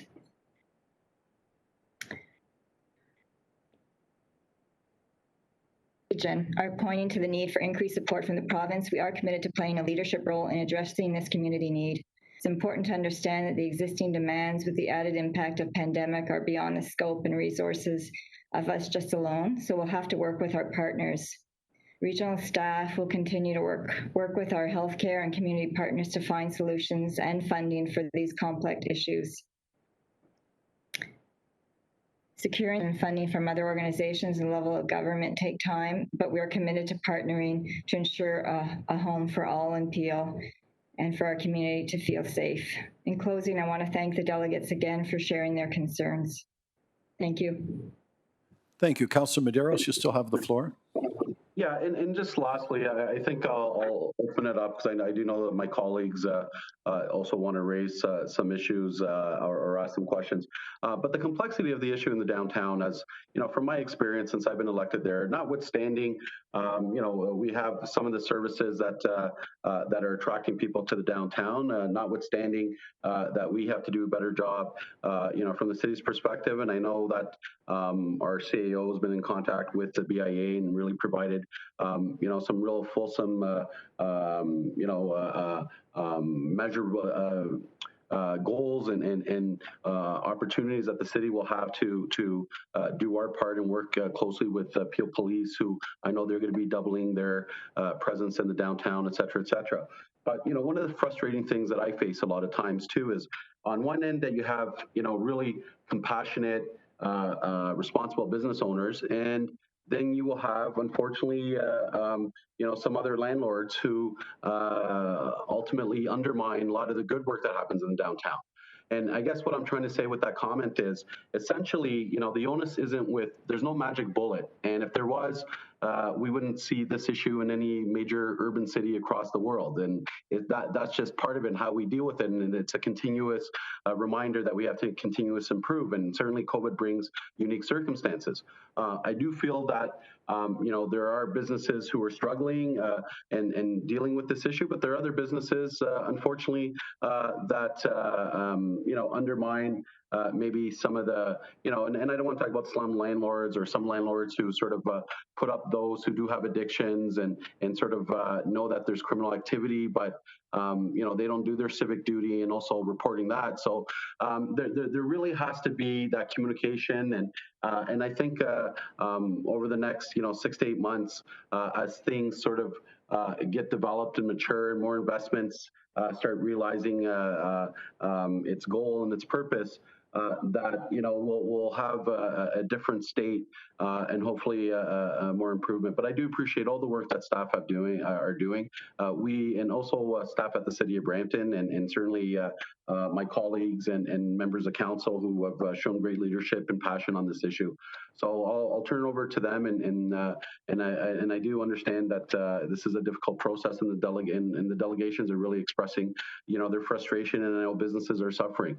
And unfortunately, there isn't that magic answer. We're not going to leave here today and tomorrow have it resolved. But at least, we continue to try to come up answers. And what I hear today is that we need sort of a quicker, sort of tangible solutions to see that improvement. But we simply also, and I say this so wholeheartedly, that we can't simply, move people from one end of the city and move them somewhere, to a different part of the city and sweep them under the rug, right? These are individuals who have serious issues, and, we have to try to get them to their supports. But, I always think back to the Canadian Mental Health Association tells us that it takes 21 to 22 attempts before someone accepts service, be it a shelter or be it some form of assistance. So that says a lot. We have to be persistent. And again, I know I'm rambling on, so I'll hand it over. And I thank you very much. Thank you. Councillor Vicente. Thank you, Councillor Medeiros. And I want to both begin and end my comments by thanking the delegations for coming here today and providing what I see more as really a testimony to what is happening in downtown, and really a cry to us here at the Region of Peel to act very quickly. We are here, of course, realizing and recognizing the comments of Councillor Medeiros that the Region of Peel offers a very wide range of programs and services that help people who have mental health and addictions or are experiencing homelessness. But we are here today essentially because we are concerned with the increase in homelessness that we are seeing here in downtown Brampton. Between the encampments that are in our local parks, or seeing people sleeping in alcoves near our homes and around our businesses, I think we have reached a tipping point for the downtown community. As illustrated by our delegates here today, this problem has been laid bare as a result of COVID and the decrease in other people in the downtown. And so we see the problem in the open more readily. And this, I am grateful, at least in the sense that it is now prompting some action here today. The situation has become chronic. There is no other way to describe it. And it is not a new problem. It's been happening for many years. And I think that the only way that we're going to be able to help and deal with this situation is by coming together and by eliminating the barriers that would dissuade a person who requires care and who needs services. To Councillor Medeiros' point, it can sometimes take 20 interventions for the Region of Peel to break through and provide assistance. We need to find a way of improving access to our services and provide that range of service immediately and conveniently to the people who need it. We need an access point to the Region of Peel services, a place where we can deliver that seamless level of support. We recognize that the region offers many services, whether it's public health, mental health, supports for housing, et cetera. And as mentioned before, we have a new police station opening in downtown Brampton. But we are told, and in conversations, particularly with the people who are on the front lines at regeneration, and it's unfortunate that they were not able to make it here today. And hopefully they will come in the future to speak about this as well, and perhaps to reaffirm whether or not the steps that we may take today and over the next few days is in fact helping. We are told that there is a challenge for those who need help to engage in the process. It's not easy for them. We need a point of access that can deliver immediate help, particularly with respect to housing. We advocate for a housing first model, and the first point of major help that we can provide for people who are on the streets without a place to stay tonight is a place where they can stay. The idea of housing first, we all recognize, is an important stepping stone to improving their access to the services that we offer here at the Region of Peel. We understand that engaging with people with these problems is complicated, and we recognize that. And we want to make sure that in everything that we do, we make it as easy as possible for someone to receive care. I'm a big believer in providing the best in customer service. I come from a background where customer service is really key to serving a customer or a client. And I have personal experiences in my life where I have seen organizations deliver housing to tens of thousands of people very quickly and efficiently. And I've had opportunities with staff to describe some of my personal experiences and the level of seamlessness that is possible when you take a kind of approach to delivering customer service quickly and efficiently. I just want members of the public who may be listening here or members of council to imagine what it would be like for you if you were to enter a facility like a hospital or a lodging facility like a hotel. And when you entered the door, the proverbial door of that place, you just found empty hallways and perhaps a phone on a wall and perhaps some very simple directions on how to proceed. How likely would it be that you'll feel welcomed and would be willing to engage in a complex system in order to find care or to have lodging for that evening? And so that's really what we want to do. We need council support today to empower staff, to give a face to the Region of Peel's range of services. Rick Evans spoke about the escalation of this problem in downtown Brampton and the need for immediate action. We are asking for increased presence of Peel and Peel services in downtown Brampton. And to Susie Godfrey's point about this problem being a disproportionate burden on the downtown area, a disproportionate burden calls for a disproportionate response. We need quick action, and we need decisive action that could help us help those who need to access Region of Peel services. So with that, I want to again thank our delegates, those who have brought this testimony here to our Region of Peel members, and we want to thank you for your time, and we look forward to this in following discussion and how we could help in this regard.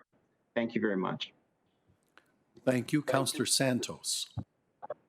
Thank you. Through you, Mr. Chair, obviously echoing the same comments from my colleagues who spoke before me and thanking all of the delegates. I want to note that the delegates who presented today, thank you, but also they were residents, they were people from churches, reverends from churches, they were business owners, organizations, and a representative of the downtown BIA. This is an unprompted group of people who have come to Councillor Vicente, Councillor Majeros, Councillor Bowman, the mayor, and myself from different points throughout the past few months saying to us, we need to do better.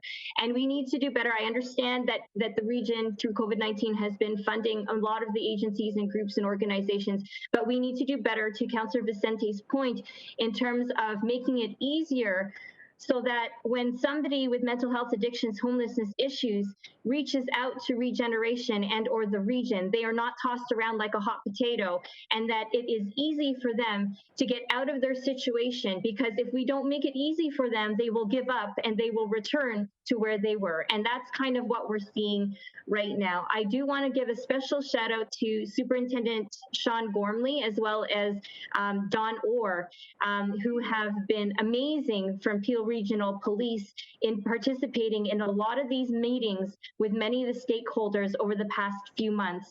And the conclusion from many of those meetings is about immediate action, providing ease of access to the services so that the guests and the people who need them the most don't give up on the system.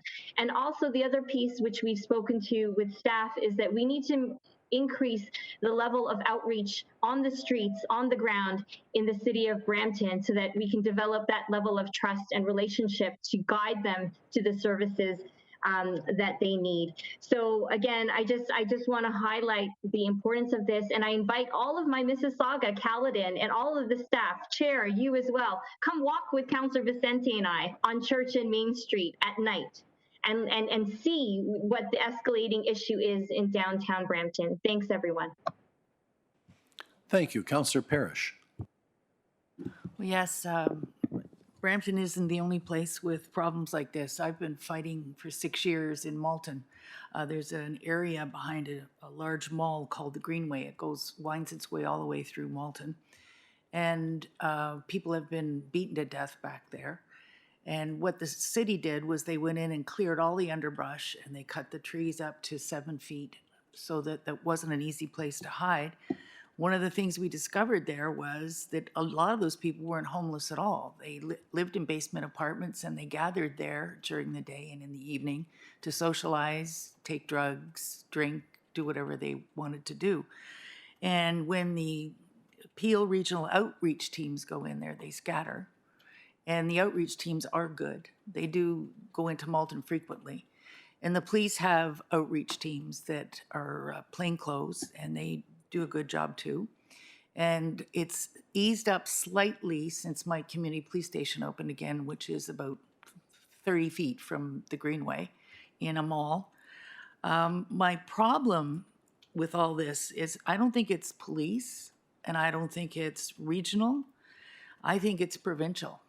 The province, from the days of Mike Harris, have cut back on 2 institutions that have hurt most of our vulnerable. They've cut back on education, which has never recovered, and funding, and they've cut back on mental health funding. They did that in Mike Harris's years, and we've never caught up again. And Commissioner Sheehy hit it right on the head when she said those who want to come in off the streets. 80% of the people that you get in these situations, they run in the opposite direction when the outreach teams go in there. Janice can tell you that.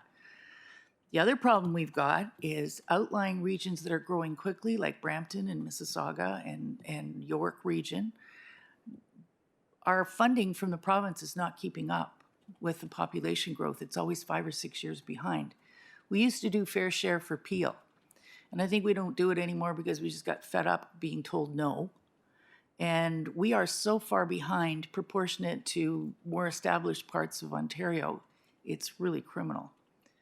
And the presenters were fantastic. But what you need to do, and I know this is a dumb thing to say to some people, a picture is worth 1,000 words. If you guys got your heads together and did this again, and take pictures with the faces blurred out, and take pictures of the renovated building that first gentleman talked about, and you go to the province and you do the same presentation. That's where the problem is. I mean, I'm willing to do and vote for anything you want here to help, because I've got almost as bad a problem in Malton. It's cleaning up. And one of the things, I've tried all these things, cleaning up the greenway, getting rid of the places to hide, upgrading a lot of the buildings and the facilities and the parks, because the behavior improves when the surroundings are well kept. That's part of what I've been told. All this is well and good, but it doesn't address drug addiction, and it doesn't address mental health issues. And that funding has to come from the province for those. And I would also put together a presentation. You guys were fantastic. And I'd send it down to the Toronto Star. They take up issues like this every once in a while, and you'd be surprised what comes out of it. I've seen some stories that go on for a couple weeks, then all of a sudden there's a provincial address to it. Also, you got a provincial election coming up. You should be going to all candidates' meetings. You should be hammering them, asking the questions, putting up slides, making them answer. This isn't a made in Peel problem. This is a made in Ontario problem.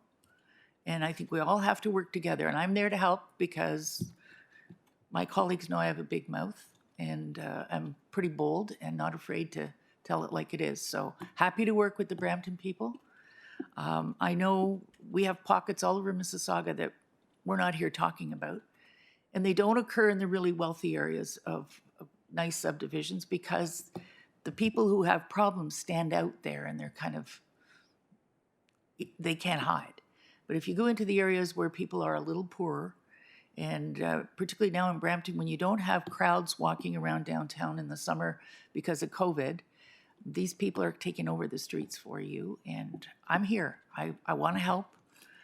Love to sit down with the Brampton councillors that are working hard on this and see if there's a couple other Mississauga people, and we could all sit down and work on it. Thanks. Thank you, Mayor Brown. Thank you, Chair Unique. And a lot of what I was going to say has already been said, so I'm going to be careful not to reiterate. But I would say when Councillor Vicente say the pandemic has laid bare some of the challenges we have, I think it's a very accurate statement.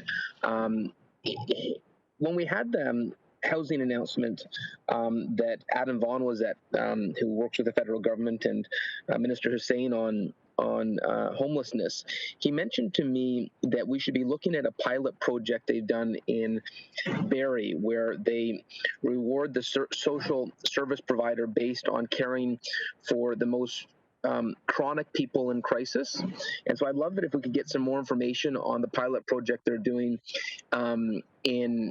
in Barrie, because MP Vaughan said this could be a good fit in Peel region, and the federal government has certainly stepped up to the plate, and maybe they can again when it comes to those in crisis. And when Rick Evans talks about we're at probably the most challenging point, whether it's him or Susie, these are people who have thrown their hearts into the downtown. I don't want to understate the importance of what they're saying. And so the current practices, the current approach isn't working. And so I think this is a call for help. And I think so the reason Councilman Medeiros and Santos and Vicente and so many of us are speaking about this is we really want to change how we're approaching this. And we know that Councillor Parrish makes a great point that there may be provincial services that need to step up, and we'll make that call, and we welcome your support. But I also think we need to make sure everything we're doing possibly regionally, we get it right. And I am concerned, when Rick Evans says there's a concentration of services attracting vulnerable in the downtown without solutions to those to their issues. And so I think the portion which I found interesting was, we're not providing solutions to their issues. So when people are in crisis, obviously we need to go back to the drawing board and say, what type of solutions can we get from our toolkit? And so I would love to look at best practices, and hopefully today's discussion will be a spark for how we can not repeat the same cycle, but do things differently. And I know all the Brampton councillors on this call will be pushing this, not just on today's conversation, but we're going to be pushing this with regional staff, just like we had the conference call earlier this week. We're going to continue to push it, and we appreciate that we have the support of regional council on this.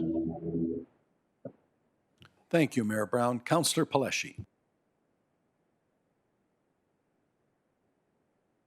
Thank you, Mr. Chair. And I agree with all members that have spoken, and Councillor Parrish is absolutely right in terms of the funding that was set previously by the province. The comments that I have, and I'll speak more to it when I get to item 8.2, is there's a number of plans that are out there in other municipalities. We have the CAEH plan, Not a Dream, the Saskatoon, Kingston, and the list goes on with the plans that they have. The number one initiatives that they have is an emphasis on prevention. That's the number one in the majority of the plans that I've researched and looked into. Number two is emergency response. And I don't believe that either have current adequate funding for the region of Peel from various levels of government to actually take this seriously. But I will speak more to that on item 8.2. So in the area I represent, I have encampment sites. I have human feces on paths, people bathing in the Etobicoke Creek River. I guess the question that I have with respect to Commissioner Sheehy's comment about the building, you had said that the region's looking into a building right now. Currently, where is that building that we're looking into, and what is the timeline? Through to the Commissioner. Thank you. The acquisition of the building was actually approved by council. I'm just looking to the Director of Housing Services to recall whether that was in camera or not. Are we able to disclose the location publicly? Through you, Chair. If we're referring to the acquisition of a shelter, that was an in-camera discussion. If Council wants more information about that, we'd have to go in camera. But Councillor Paleshi, if you're referring to an idea in the report on today's agenda about a new region appeal location, we actually haven't decided on what the location will be. We're just currently looking, working with real estate to find it, and be happy to work with you and, of course, other downtown councillors, so we pick a location that is seen as ideal. But that location, the idea behind that is to have a presence to address the access issues that the councillors have been talking about today, to make it easier, a place for the homeless to come, to have easy access and navigation into the services, while also serving as a bit of a warming center in the winter, as well as a cooling center in the summer. So, and that's what my question was around. Janice had said that we're looking into a building now to bring in people that need warming or cooling or programs, access to services. Where's that building? And if that's the building that you're talking about that's in camera, then... No, Go ahead. Sorry, Councillor Paleshi, and again through you, Chair. So the location in the report, we've just, real estate is looking for properties to rent. And so there has been no decisions made, and we don't want to make the decision without further conversations with the Brampton councillors. So we don't have a location chosen, but we'd like to do the same in a hotspot in Mississauga, and again would work with ward councillors on picking a location that makes the most sense. The idea is just to have a location, a convenient location, where we could have more of a presence, a visible presence, and could make it easier to refer people on to supports. But we've not picked a location for either Brampton or Mississauga as of yet. Okay, so I guess that's where I was a little confused, Janice, in your remarks. I guess I assumed, which I shouldn't have, but I did, that we had had gone and the location was set and we were moving forward with it. So I apologize, Councillor Paleshi. Within the body of my report, I did talk about the acquisition of a building which will enable us to double our capacity for the Peel Family Shelter. That's the building I was referring to, and that is the report that went in camera. Okay, so we're talking about two separate buildings here. So okay, so I understand the building that you have approval to purchase. I'm assuming now that actually we're talking about three buildings. So there's going to be one in Brampton, one in Mississauga, for people to access those services. We aren't sure where they're going yet. You're going to consult with the downtown councillors and the municipality. That's great. Is there a timeline on that? And then now this second building that is doubling our capacity, and that we're not going to release the location of that yet. Have we picked a location for that building? Through you, Chair, yes, we have. Is that so location the building in Brampton or Mississauga? It's in Mississauga. So the newly acquired shelter, which will double our capacity to 120 units that Janice referred to, was discussed with council in camera. The location of that shelter is in Mississauga. The other locations referenced in today's report are not buildings we plan to purchase. We are looking to rent commercial space in both downtown Brampton and in Mississauga. This was an action that we've taken literally in the last couple of weeks in response to Councillor Vicente, the mayor, and Councillor Santos' requests for action. And we think it will help improve the access situation. And so we're just looking at that now with the goal of having that open by the end of the year. Open by the end of the year. Okay, thank you. Thank you, Mr. Chair. Thank you. Councillor Demerla.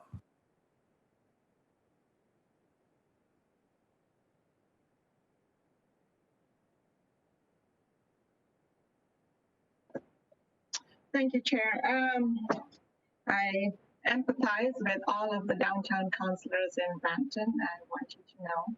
And certainly, I have my share of problems in Cooksville in the same similar situation. Some of it is probably COVID related.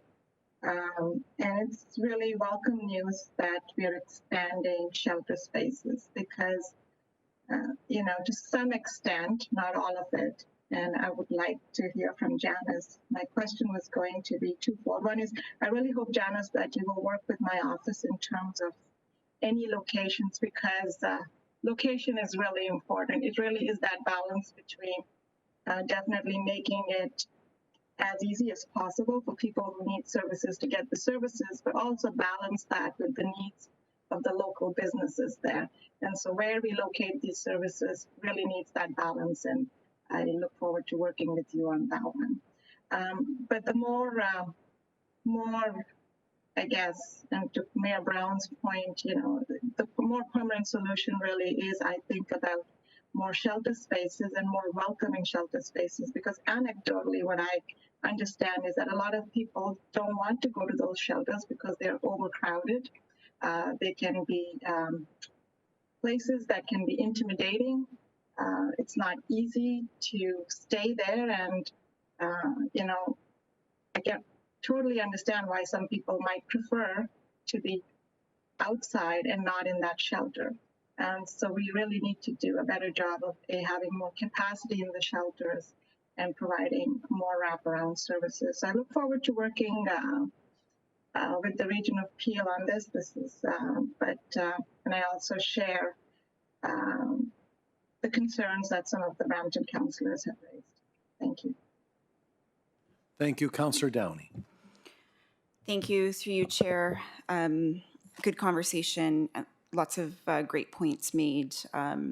Definitely sympathize with the residents and business owners in the downtown core of Brampton. I know the area well.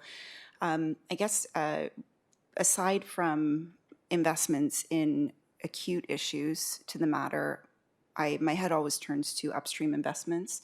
And what we're doing within our communities to make sure that families and individuals never get to this point in the first place. Much like Councillor Plenshie mentioned, prevention, what are we doing there? What are, conversations that we're having, at a base level with families, students, within our school systems, and with service providers. I think that that's an important place to look and to start, obviously concurrent with acute action. Did you wish me to speak to that, Councillor Downey? Okay, I'll start, and then maybe Aileen may want to jump in. I completely support the points that you have just made. In terms of more upstream funding, we have received federal and provincial funds from COVID, and we have allocated some of those funds, again, I mentioned it in my speaking notes, to prevention of evictions. We are working closely with tenants to try to assist them, and we are also working with our community housing providers so that they can work with their tenants, because we know that successful tenancies prevent homelessness from happening in the first place. We also have housing support workers that work very closely with anyone in the shelter or anyone who is looking for housing to try and help find options for them, resources. Always, we are trying to prevent people from ending up on the street by providing those services up front. Anything you want to add, Aileen?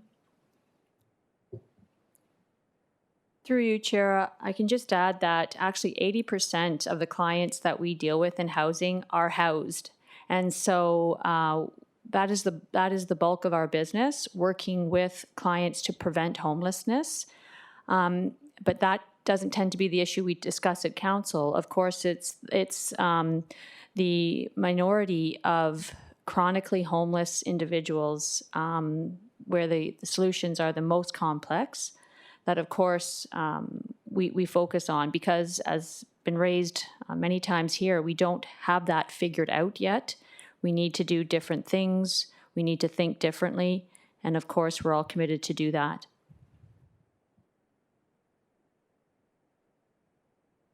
Thank you. My list is now Thompson, Vicente, Paleshi. Mayor Thompson. Thank you, and I think this has been a great discussion, but I'm just saying I've definitely heard from the community a cry for help. I know this area well, as both my great aunt and my grandmother both lived in that immediate area as elderly people, and there's still many that are there today. The question I have is concerning is even hearing when people are arrested and they're immediately back out on the street again. What is it that we can support our police services, but also the court systems with these people, especially known criminals, back out harassing residents? It's about safety and protecting our community as well, and that's the work of the police. What supports can we find, or what can we get the government to do their part and allowing to reduce the criminal activity that's happening here? And yes, I know a lot of it is just because of what's there, but the known criminals that are creating these problems, they're back out on the street again. That's discouraging to the police, where they give up. And this is something that's very concerning, is about community safety. Hearing everybody today, it's a cry for help. And what can we do immediately? What other things are we picking up that we're missing here?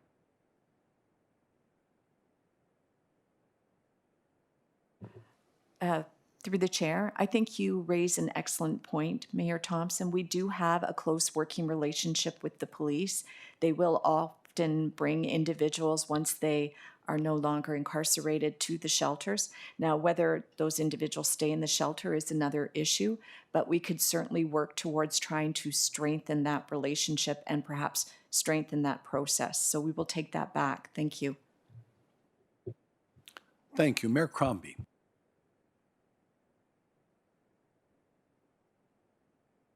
Just just really wanted to lend my voice to this as well. I completely support the Brampton councillors and what's happening in the downtown Brampton.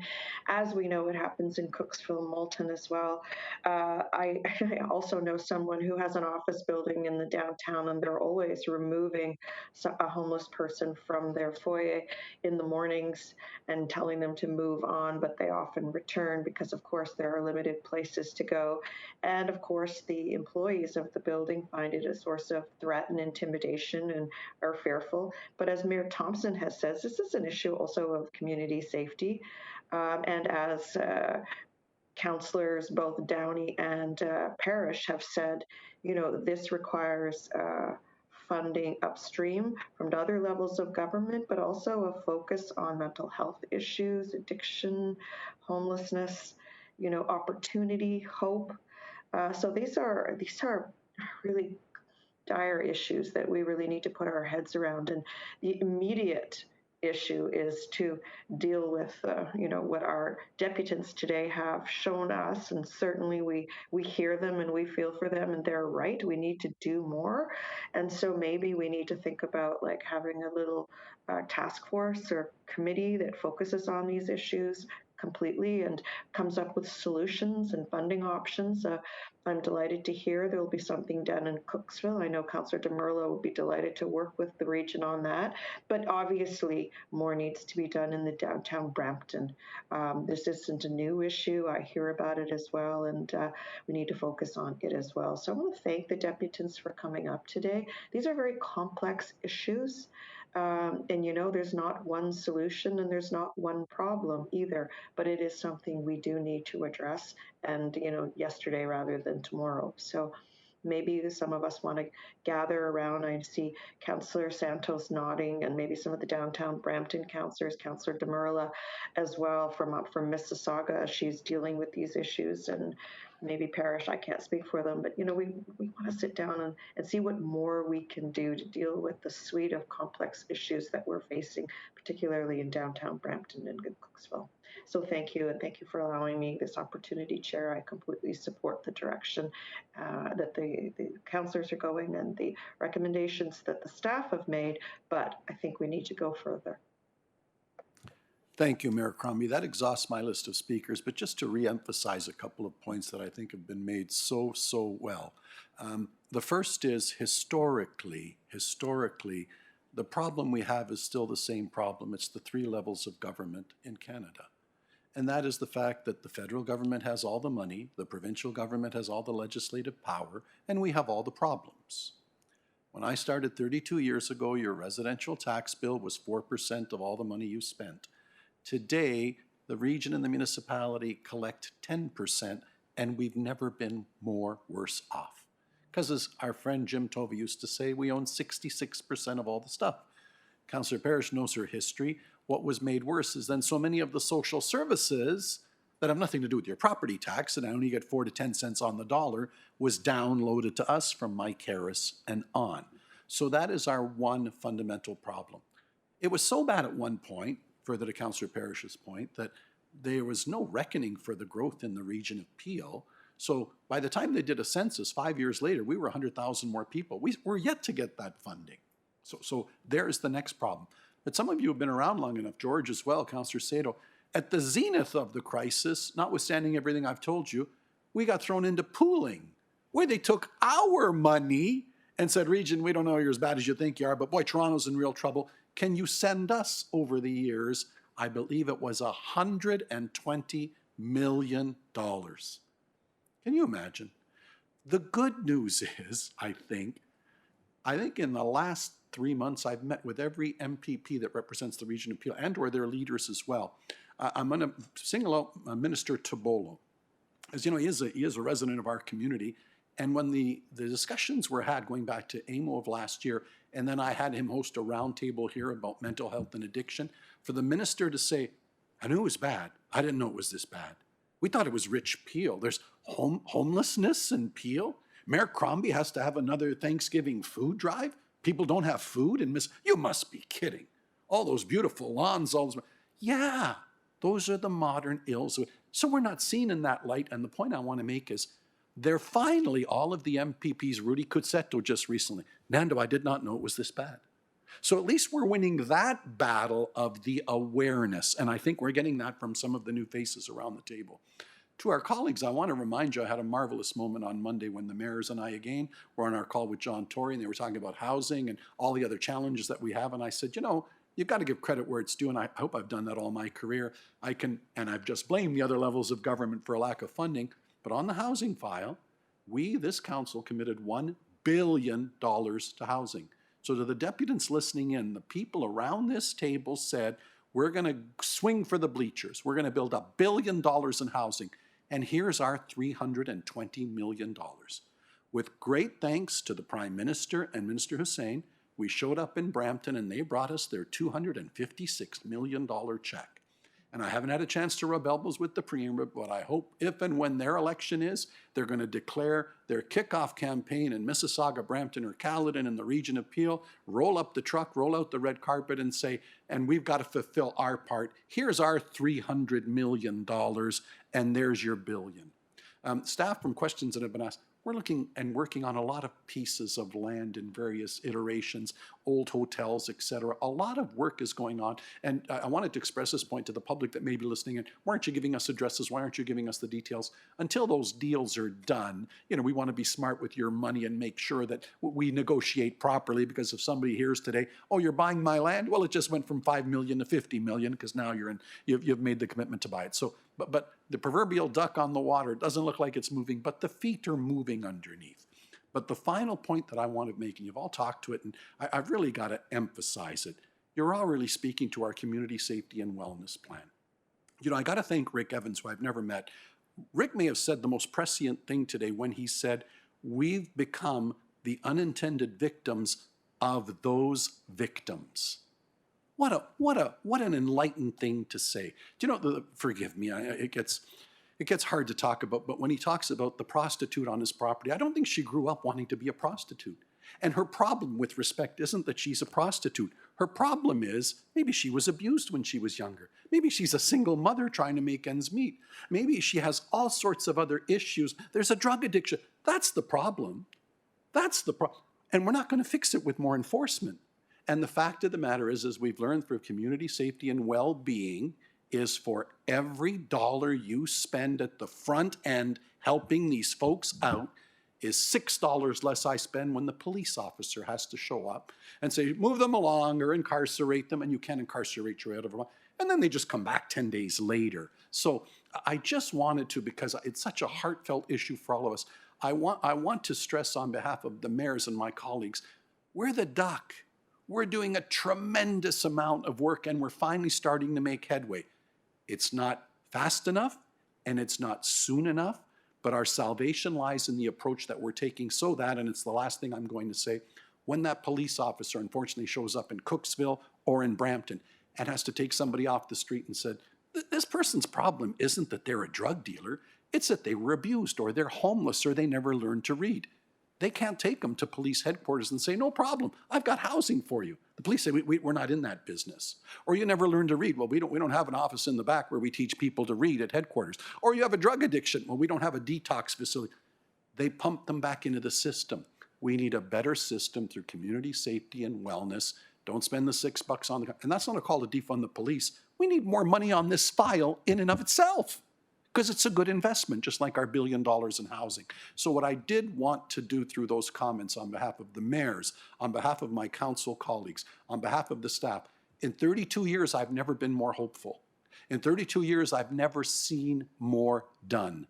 In 32 years, to have all the new fresh faces that we have around this council and at other levels of government that get it, I'm as hopeful as I've ever been.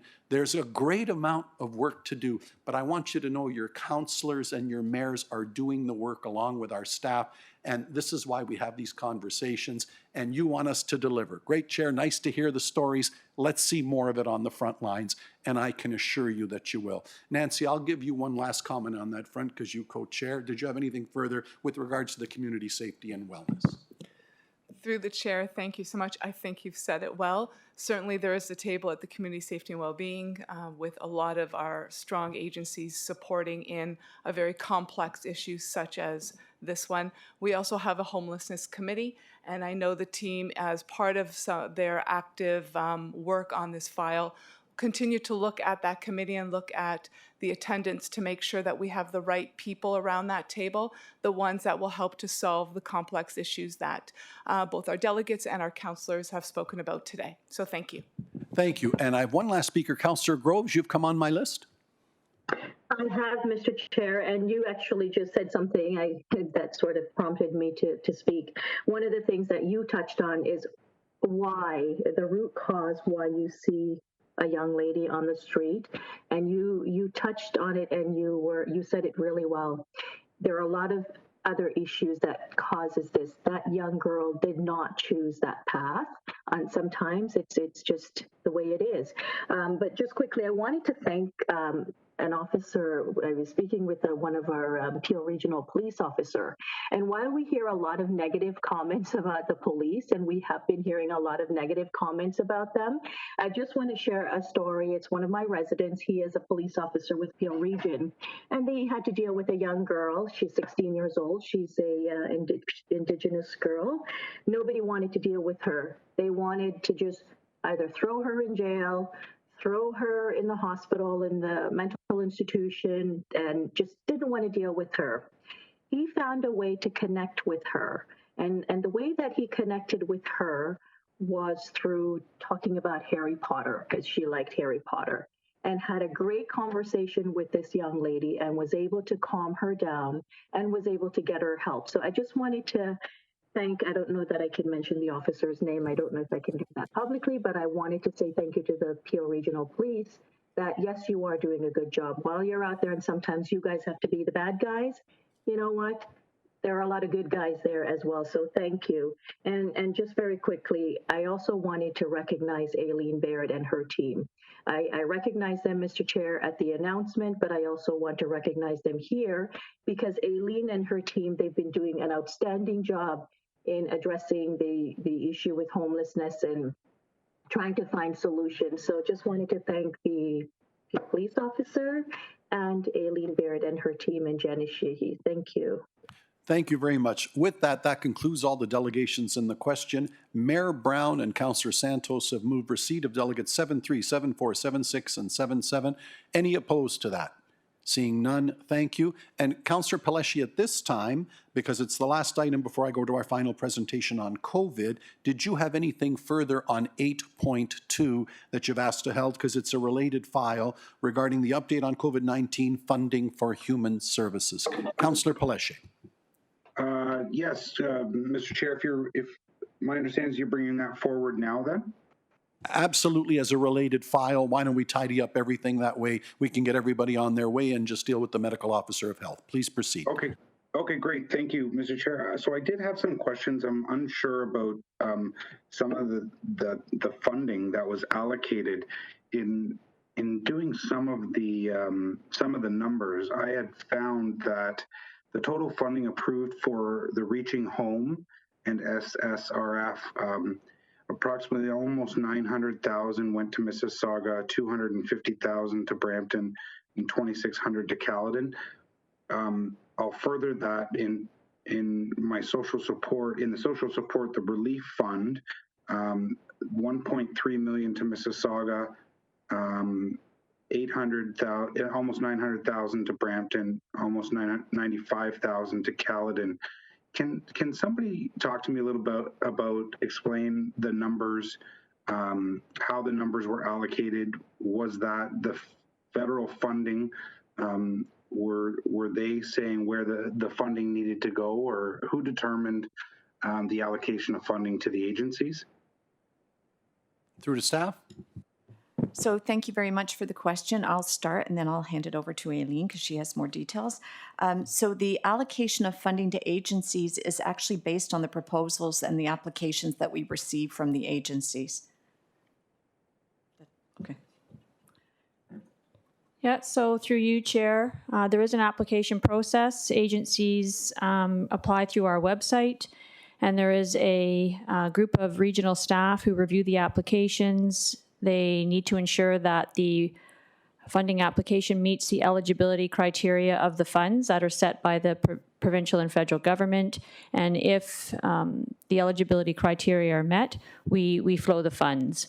And we use our community response table on a regular basis to provide updates. And if we have concerns that we're not receiving applications from certain municipalities or certain organizations, we reach out proactively just to make sure they're aware that the funding exists. But it is an application process. Councillor Paleshi? Okay, thank you. So when the application comes in and do they request a certain amount of funding? And how much of that request typically is provided to them from the region? So through you, Chair, it's quite common that the amount of funding requested is not the amount of funding that's given. So again, we have to ensure, we go through a bit of a process of due diligence to understand the funding request, to match it to the criteria, and then staff decide internally how much funding will be actually flowed to ensure we stay in compliance with the criteria. Okay. So there is often a difference between what's requested and what's flowed. Right. And so I guess the relief fund for 1.3 to Mississauga agencies, almost 900,000 to Brampton agencies. I guess if we were looking at that from a population basis, around $1.50 per resident is where it kind of lies at, with Calvin being a little bit under that. But then when I look at the Reaching Home funding, NSSRF, there seems to be a significant amount of monies going to the applicants from Mississauga as compared to the applicants from Brampton. So I guess two-part question. Why is there such a difference in the dollars that were allocated to those agencies in those municipalities, and Caledon as well? And if you can answer that question first. Sorry, my second question part to that was, how did we at the region reach out to these agencies? So thank you for the question, and I'll take the first part. So it is not an allocation process. We don't take the funding and determine that we are going to give X dollars to Mississauga, X dollars to Brampton, and X dollars to Caledon. It is a process that is purely driven by community agencies and their needs and the applications that they send to us. And then our review is simply one to make sure that they meet the eligibility criteria and that the expenses are related to COVID and they are related to what the funding is for and what our federal and provincial funders tell us that it must be used for. In terms of reaching out, I'll hand it over to Aileen. Through you, Chair, again, the community response table has been the primary way that we have communicated out to the community. There have been over 90 community agencies regularly participating at that table. But in addition, we have sent emails from myself, from my peers, through our networks. The information is also available on our website.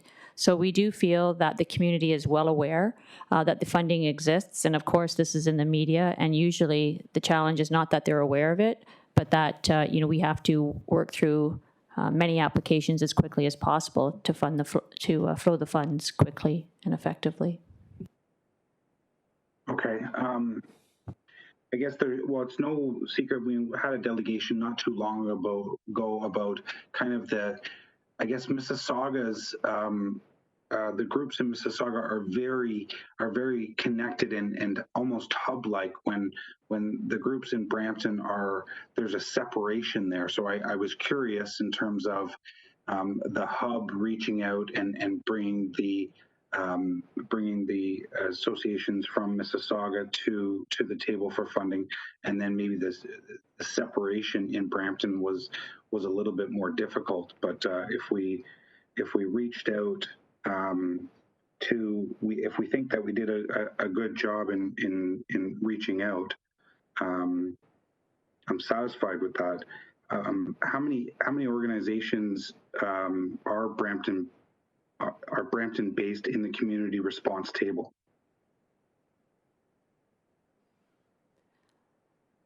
Through you, Chair. That's a great question, Councillor Pleshy. I don't have that at my fingertips, but I'm happy to get back to you with that.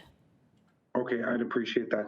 I'd like to move over to what I was talking about before about the funding that is being allocated to prevention and the with the funding allocation to, and I'm just trying to scroll through my report here, and the funding allocated to homeless shelters. And like I had said, you know, in reviewing some of the plans that are out there, and Saskatoon having a really good plan, I would love to know, I guess my first question is, I'd love to know if we've reached out to the municipalities that have plans and set their 10-year plans maybe 5-6 years ago, 3 years ago, and to see how it's going, if there is a dialogue there. But the common analogy in all of those plans were the emphasis on prevention. So when I saw and looked through the report here, and I've been dealing with a lot of numbers, so don't judge me too much if I get these numbers wrong, but I think it was a 1 point something million allocation for the prevention, and then was it 4 million for a homeless shelter? And it almost seems backwards to me. And I know we're dealing with something that, you know, in Brampton and downtown Brampton is bursting the seams, and some action needs to be taken now, but we still need to look at the prevention side of this, and the funding that I think is going into prevention it doesn't speak enough to me.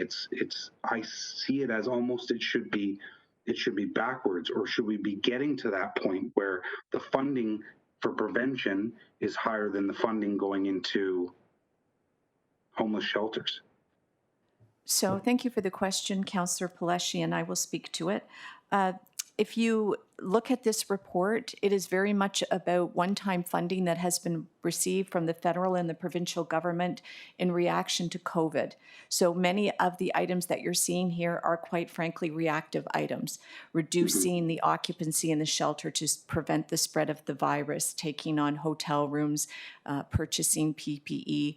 While there is some funding in here for eviction prevention, it is not necessarily about the prevention of homelessness. It's more geared to an emergency response to homelessness. So I would think that anyone who picked up this report and read it should not take it as an indication of what our longer term view is in order to prevent and eliminate homelessness. Today, we're very much dealing with the crisis of the virus. Did you want to add anything, Aileen? No? Well, Okay. I think just before you do, and that's kind of where I was going towards that. The funding for the agencies, I see that as, yes, COVID related, but there is hopefully, if our numbers can please start coming down, that it could be more long-term relations to support those agencies. But the funding that has come down from the upper levels of government in terms of this crisis, prevention is so important because of the horror stories that everybody is probably hearing around the table. Just talked to a small business owner yesterday that their landlord doubled their rental fee, and like I don't even know. I don't even know what to say. I didn't even know what to say to him. I thought that was unheard of, and Ford had come out and said if you do that, it's criminal almost. But so I go off and I digress a little bit. But back to your question, and just in relation to COVID directly. Thank you. Back to your answer. Sorry, Eileen.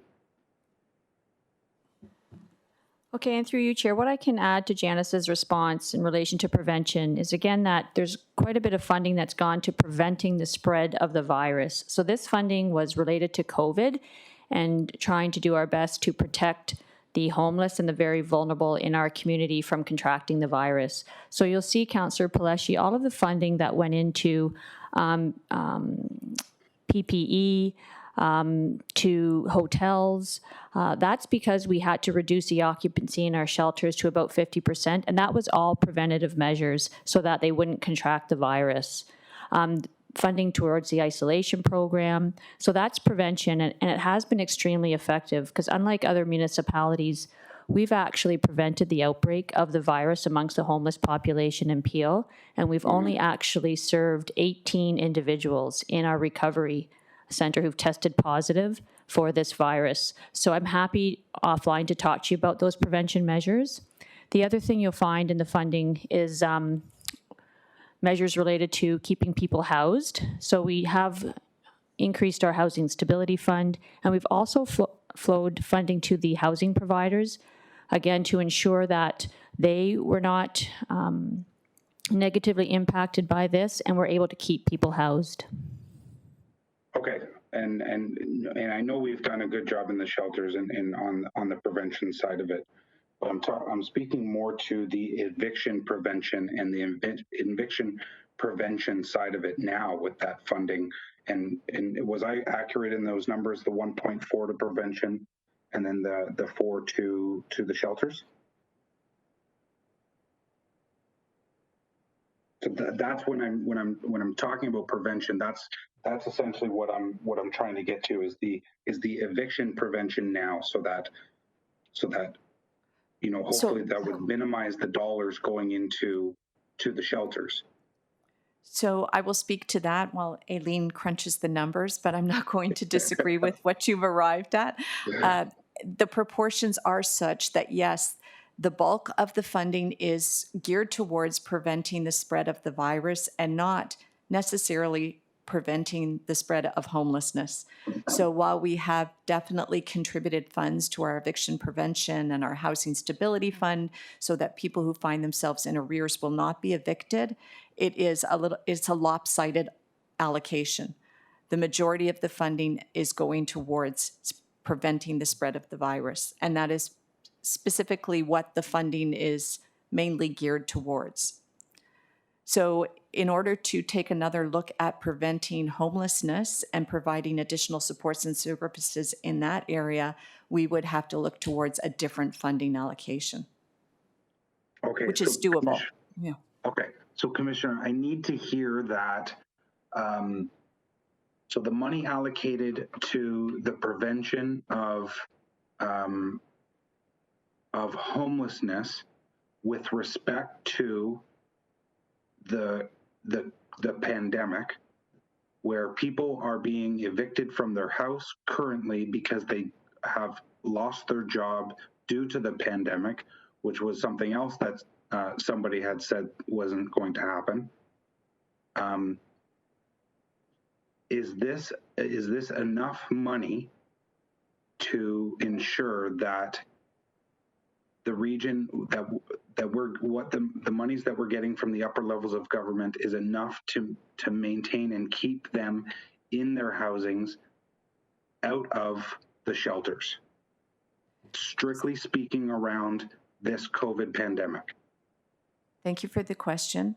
So to date, we have sufficient funding to help anyone who has approached us with eviction or utility arrears, rent arrears, is concerned about eviction. We have been able to help all who have needed that help. And should we find that we don't have that funding, we would come back to council. So we haven't turned anyone away who is actually eligible for the funding. Okay. Councillor Pelesi, with that, I hope you've gotten more than enough value out of your 5 minutes, and I'm going to move on at this point. Thank you. Mayor Crombie. Sorry, Mr. Chair, my hand is up from the other item, but I will also want to call your attention to the time. It is noon, and we do have people who need to leave and deal with other matters. Yes, thank you. Councillor Groves, on this matter?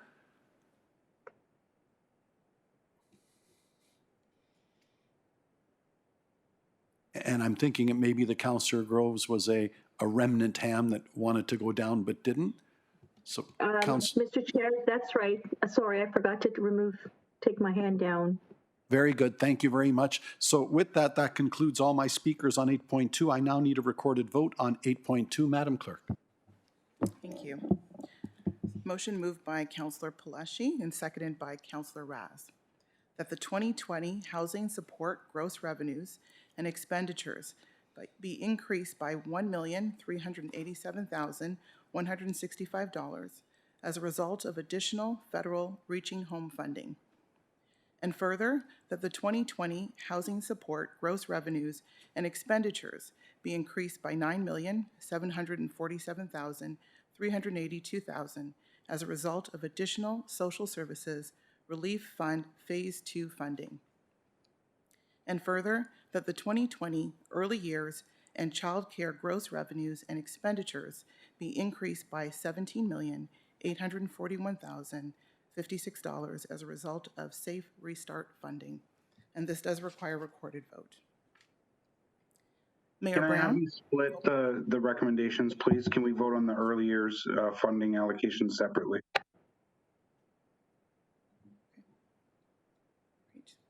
All right, so then we will take a vote on the first two, that the housing support gross revenues and expenditures be increased, and the second, that the housing support gross revenues and expenditures be increased by the $9 million. And I'll take that vote first. Mayor Brown. Yes. Mayor Brown in favor. Councillor Carlson. Councillor Carlson in favor. Mayor Crombie. I support. Mayor Crombie in favor. Councillor Demurla. Yes.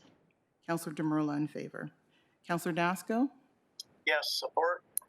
Councillor Dasco in favor. Councillor Dillon. In favor.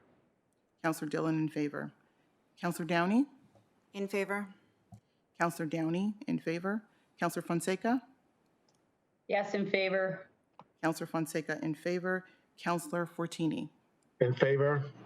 Councillor Fortini in favor. Councillor Groves. Yes, in favor. Councillor Groves in favor. Councillor Innes. Yes, in favor. Councillor Innes in favor. Councillor Kovac. In favor. Councillor Kovac in favor. Councillor Mahoney. Yes. Councillor Mahoney in favor. Councillor McFadden. Yes, in favor. Councillor McFadden in favor. Councillor Medeiros. Yeah, in favor. Councillor Medeiros in favor. Councillor Palashi. Yes. Councillor Palashi in favor. Councillor Parrish. Councillor Parrish in favor. Councillor Raz. Yes. Councillor Raz in favor. Councillor Sato. Yes. Councillor Sato in favor. Councillor Santos. Yes. Councillor Santos in favor. Councillor Sinclair. In favor. Councillor Sinclair in favor. Councillor Starr. In favor. Councillor Starr in favor. Mayor Thompson. In favor. Mayor Thompson in favor. Councillor Vicente. Yes. Councillor Vicente in favor, and that carries. Okay, yep. Okay. We'll now take vote on the second motion, moved by Councillor Raz, seconded by Councillor Innes. And further, that the 2020 early years and childcare gross revenues and expenditures be increased by $17,841,056 as a result of Safe Restart funding. And that would also require a recorded vote. Mayor Brown. Yes. Mayor Brown in favor. Councillor Carlson. Councillor Carlson in favor. Mayor Crombie. Yes. Mayor Crombie in favor. Councillor Demurla. Yes. Councillor Demurla in favor. Councillor Dasco. Councillor Dasco. Councillor Dillon. Yes. Councillor Dillon in favor. Councillor Downey. In favor. Councillor Downey in favor. Councillor Fonseca. Yes, in favor. Councillor Fonseca in favor. Councillor Fortini. In favor, please. Councillor Fortini in favor. Councillor Groves. Yes, in favor. Councillor Groves in favor. Councillor Innes? Yes, in favor. Councillor Innes in favor. Councillor Kovac? In favor. Councillor Kovac in favor. Councillor Mahoney? Yes. Councillor Mahoney in favor. Councillor McFadden? Yes, in favor. Councillor McFadden in favor. Councillor Medeiros? In favor. Councillor Medeiros in favor. Councillor Paleshi? Yes. Councillor Paleshi in favor. Councillor Parrish? Yes. Councillor Parrish in favor. Councillor Raz? Yes. Councillor Raz in favor. Councillor Sato? Yes. Councillor Sato in favor. Councillor Santos? Yes. Councillor Santos in favor. Councillor Sinclair? In favor. Councillor Sinclair in favor. Councillor Starr? Yes, in favor. Councillor Starr in favor. Mayor Thompson? Favor. Mayor Thompson in favor. Councillor Vicente? Yes. Councillor Vicente in favor, and that carries as well. Thank you very much. Sorry, it's Councillor Dasco. I missed out on the vote. I am in favor as well. Thank you. Thank you, Councillor Dasco, and duly noted, and that carries. Thank you. Okay, thanks to all the deputants that, sorry? Sorry, Mr. Chair, Councillor Vicente here. Just a quick question. Can the clerk review for us the results of those two votes? Okay, Madam Clerk. They were both unanimous. They were both unanimous. Okay, thank you. Which also makes me wonder why it was 2 votes. Yeah, but anyway, thank you. Thanks to everyone that attended the meeting with regards to being delegates, and 8.2 related to that. Members of council, what I'm down to now is a presentation from the medical officer of health, which I'm told is 5 to 7 minutes, then your 4 inquiries, and then it's my hope at 12:30 to go in camera as I promised. Which means I'm really putting some pressure on you that your other business is done by 12:30, I hope, or else you'll have to and also I'm going to be excusing so much of the staff for the in-camera, and it avoids me having to call them back again. So with that, going forward, I will be dealing with 8.1, Dr. Lawrence Lowe, Medical Officer of Health, and I understand Staff Sergeant Sean McKenna might be involved in that presentation as well. That's my last presentation, then we'll deal with the inquiries from council, and then at 12:30 promptly, we will be going in camera wherever we may be. So with that, Dr. Lowe. Thank you very much, Chair. Good morning, Council. It's nice to be back and to see you all again. As you know, at your return from your summer recess, I was enjoying my vacation. And today represents 244 days since Peel Public Health entered emergency operations on January 23rd, and we continue in response. Given how long it has been, I wanted to briefly, at the beginning of my remarks, highlight the continuing and tireless work of our public health staff, many of who've not had a genuine break since the arrival of COVID-19 in our community, and also want to take the time to thank our partners across the regional corporation, our local municipal partners, also the leadership of CAO Polsinelli, Commissioner Granger, leaders and staff across health services and the corporation, and our municipal partners. Public health has felt extremely supported as we've navigated through this storm. And as always, to thank you, Council, and the community you represent for all of your continuing support. We have tamed the first wave with your leadership, and though there is certainly an increase in cases as we've entered stage 3, I am certain that we'll continue to manage going forward into the fall and winter. So much has changed since we last spoke, and so today I'm going to cover a few topics. I'll talk a little bit about our current status, school reopening, capacity building, specifically around testing that is being led by our Ontario Health partners and being brought online, and then very briefly returning with information on the quarantine process.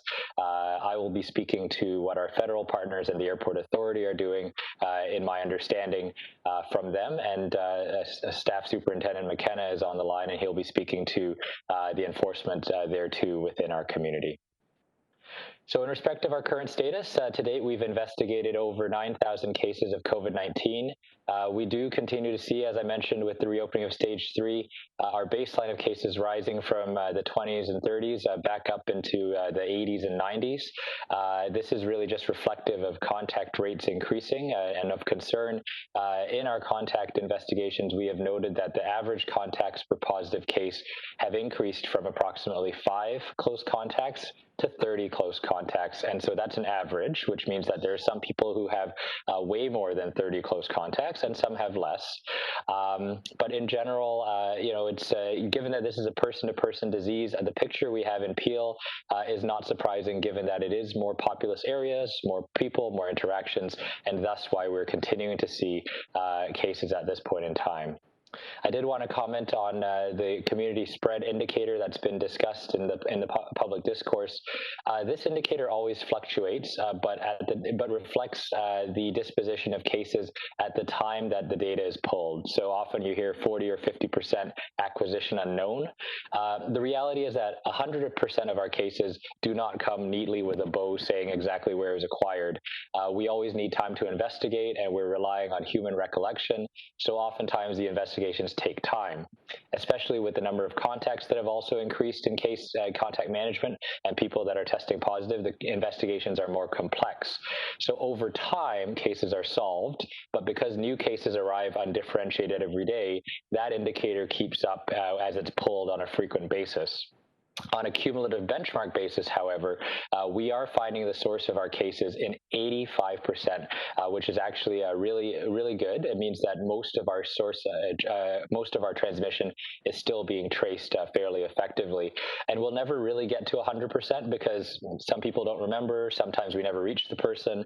Also, sometimes their history is just not clear. But generally, 85% is fairly good, which is why we know where things are happening, and we aren't seeing severity in hospitalizations and mortality, which is why I know that we're seeing a resurgence, but I think we're not quite yet in a second wave, given that we still have the chains of transmission built out. We are again in another golden period of disease control, and we really need people to take the precautions seriously. However, at this time, we're not recommending the broad shutdowns that occurred in the spring because things are different. Certainly the previous shutdown saved lives, protected our healthcare system, permitted us to ramp up capacity, and allowed us to learn more about the disease. And with all that having done now, at this time, even though we're in a golden period, our aims now are to really try to encourage people to do the right thing.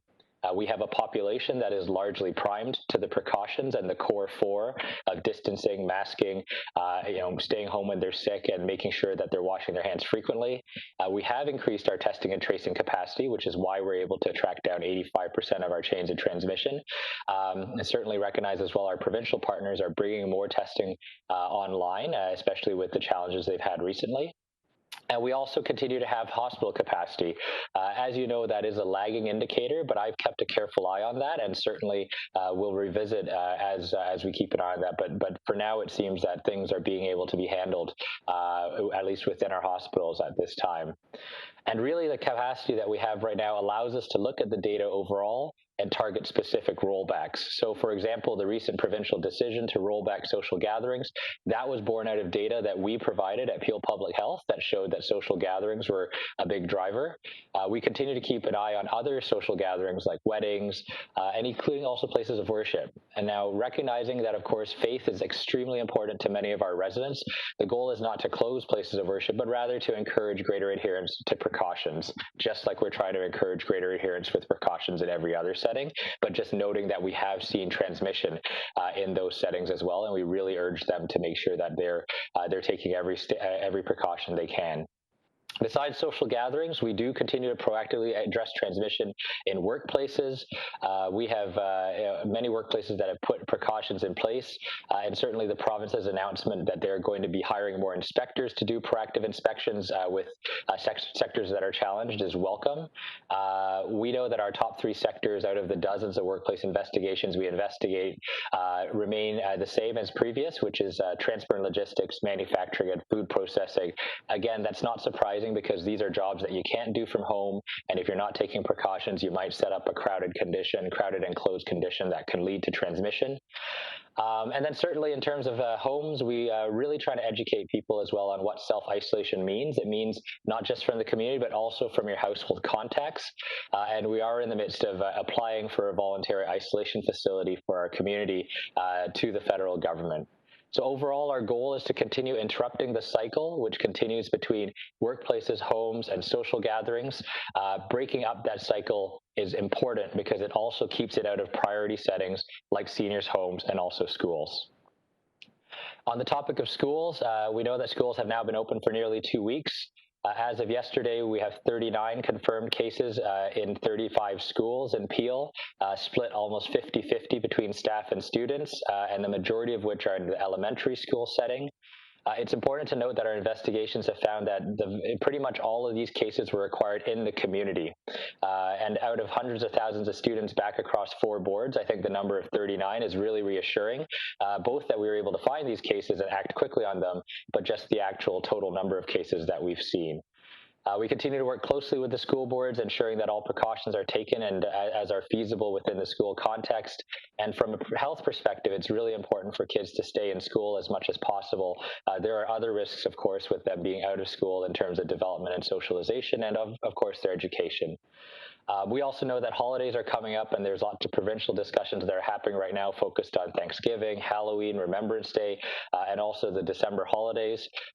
In general, the advice remains to follow the precautions, avoiding large gatherings, and sticking to new gathering limits as much as possible. Wanted to touch briefly on testing changes. So as of this morning, the province has announced revised testing criteria for our assessment centres. And people should only be getting tested if they are showing symptoms consistent with COVID-19, have been exposed to a confirmed case of the virus as directed by the Public Health Unit or through the COVID Alert app.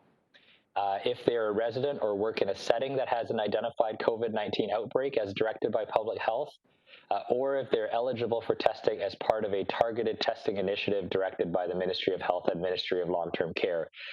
This information literally came out about an hour ago, and so I'm sharing it with all of you now.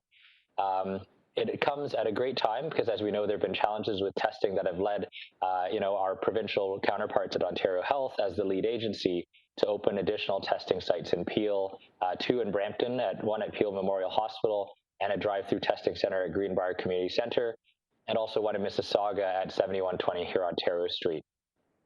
Recognizing, of course, that there have been lots of challenges, we at Peel Public Health continue to coordinate with our partners around location and testing supports, but decisions ultimately rest with Ontario Health. And certainly, as this is a quick and fluid evolving situation, we're trying our best to keep everyone updated as to the changes that are happening and making sure that we can be proactive in terms of getting messaging out there as quickly as we can. On that, the other thing that we've noted as well from the province that's been announced has been pharmacies. Starting on September 25th, COVID-19 testing will be permitted at pharmacies, 9 in Brampton, 8 in Mississauga, and those will be directed as part of the target testing initiative through the Ministry of Health and the Ministry of Long-Term Care, and so we're still awaiting further details around how that is going to roll out. The last piece I'm going to touch on, and thank you, Council, for the opportunity, is to update on quarantine. In terms of what happens when a returning traveler comes from abroad and how they adhere to the mandatory federal order, there's multiple layers that they need to pass through. Before taking off for Canada, all passengers are pre-screened and have their temperatures taken. And then on arriving in Canada, in our case at Pearson Airport, before entering passport control, they're required to either download an app called Arrive Can, or they fill out a web or paper form with their contact information, which will allow check-ins to occur. The app also prompts them to submit a self-assessment of symptoms, and then when they're actually assessed by a screening officer at the border, they're asked questions and also about their plans for quarantine, and also whether they're an exempted traveler, which means that they're traveling for essential reasons and wouldn't necessarily need to stay in quarantine. Otherwise, regardless of symptoms, all passengers, all travelers returning must quarantine for 14 days, and they're given a handout that directs them to do so. And then they are either required, if they have symptoms at the border, or if they have no suitable plan for quarantine, then they're referred to the quarantine office, who will either ask them further questions or make appropriate arrangements. I know one question that gets asked a lot is whether the airport should be doing testing, screening, etc. At this point in time, the evidence is still being reviewed. You can imagine, more invasive sort of screening at the airport of everybody is challenged by the fact that the symptoms and the incubation period for this disease lag to some extent. So That's something that's currently continuing to be explored, but the idea is that even if you do it with everyone that's coming in at the airport, they could be incubating, they could be 3 days away, they could be completely fine, and then the next thing you know, they're in the community. And so that's why the most important thing is to get people to adhere to the 14 days worth of quarantine. So once they leave the airport and they head home, they're meant to stay in self-isolation at home, not meant to be out and about in the community. The federal government calls and emails and texts them daily, apparently, as I understand it. And if someone tests positive, we in Peel Public Health will be responsible for contact tracing, as we always are. But then in respect of the check-ins, I know that local law enforcement is the lead agency in this regard. And so to conclude my presentation, I'll pass it to Staff Superintendent McKenna to speak to the pieces that Peel Police oversee in respect of quarantine. Staff Superintendent.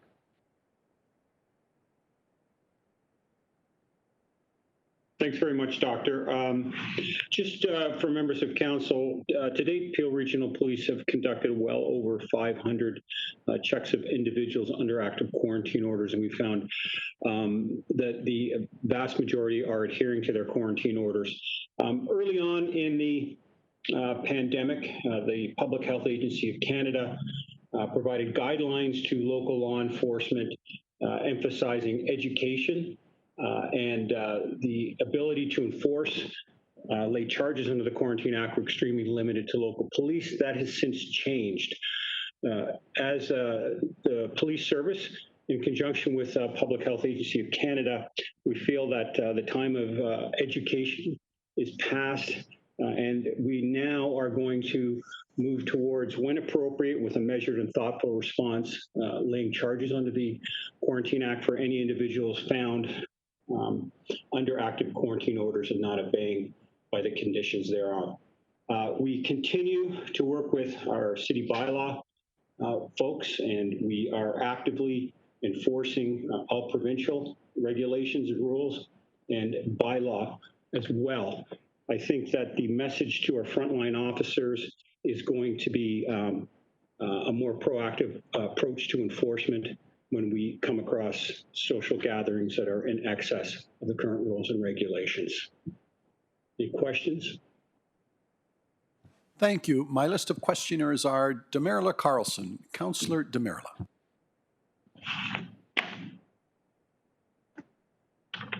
Thank you, Chair. I have some questions for Dr. Lowe and then some questions for Mr. McKenna. So do I just ask both at the same time? Okay.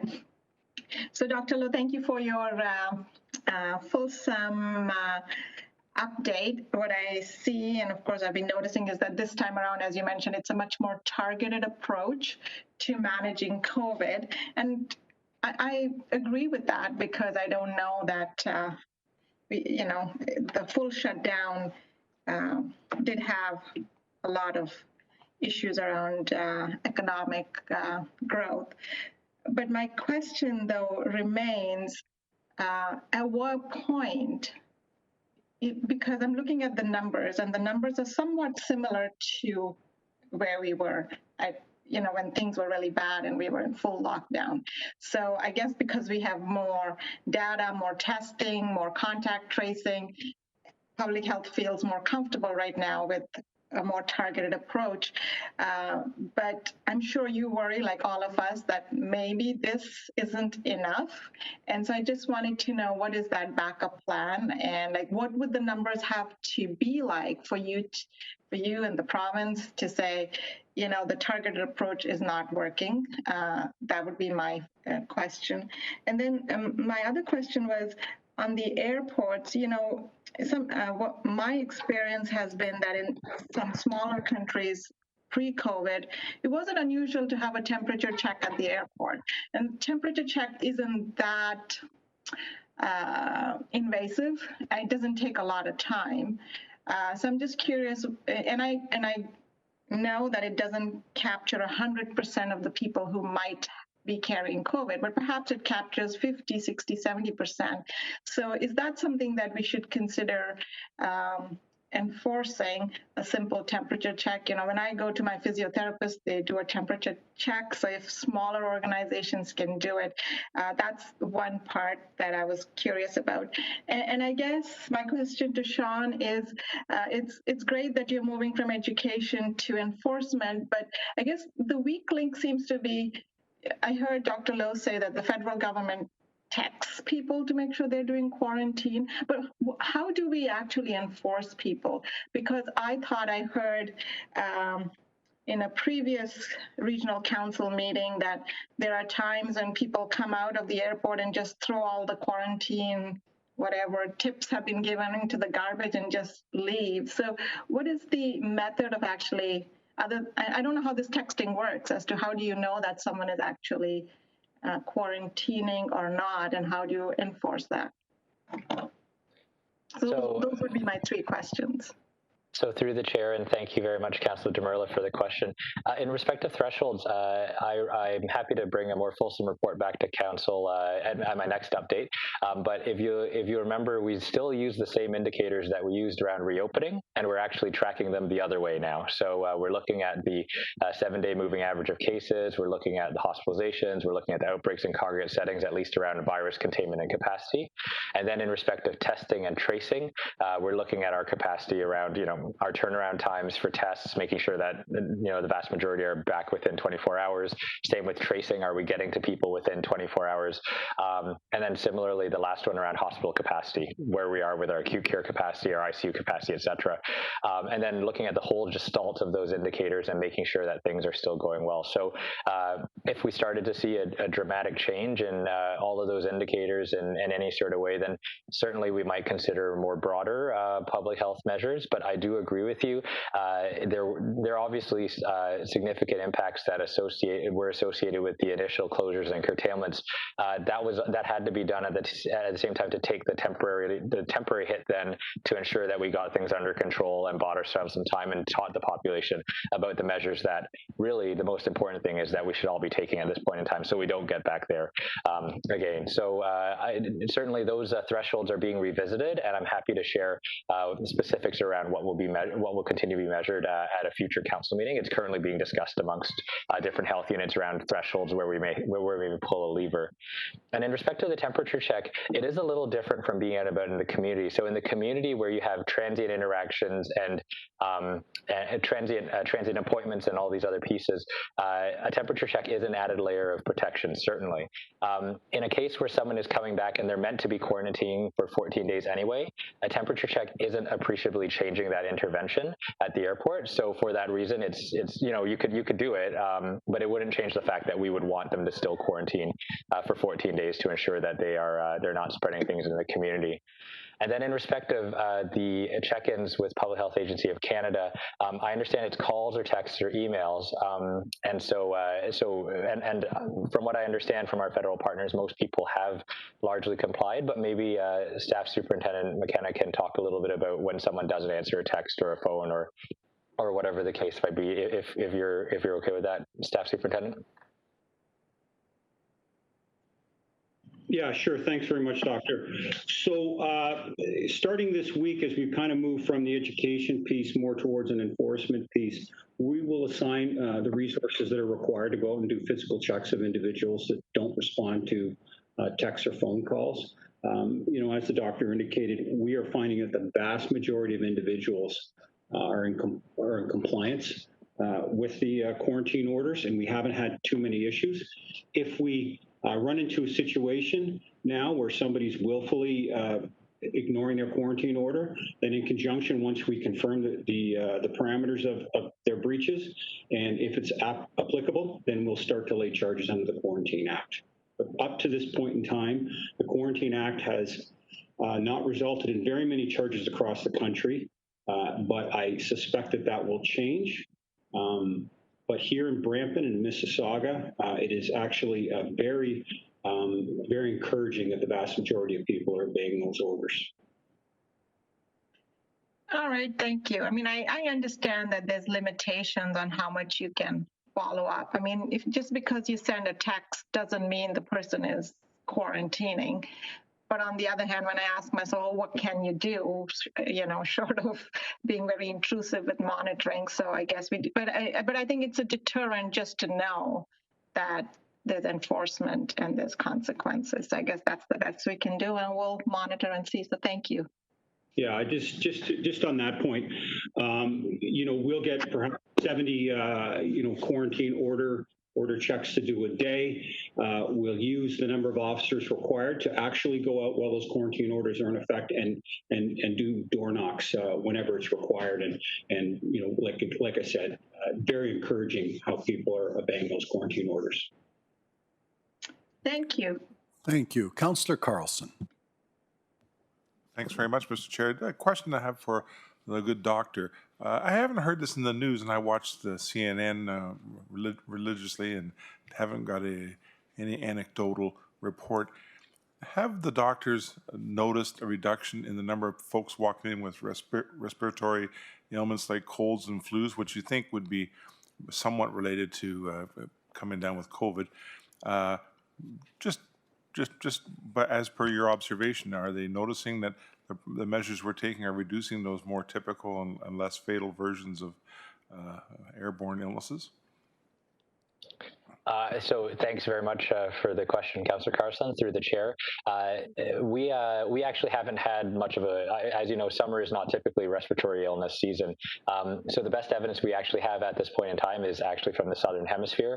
And there is some suggestion that Australia actually avoided a significant flu season this year simply by virtue of the physical distancing measures and precautions that have been taken there. So and they also rolled out a significant influenza vaccination campaign. So we're hoping to duplicate the same success here in our community by ensuring that people continue to take the precautions to keep COVID and flu and other respiratory viruses down, and also get a flu shot to make sure that we can try to take influenza out of the equation as much as possible this fall and winter. Excellent. Thanks very much. Thank you. Councillor Paleshi. Oh. Officer McKenna, did you have something on that?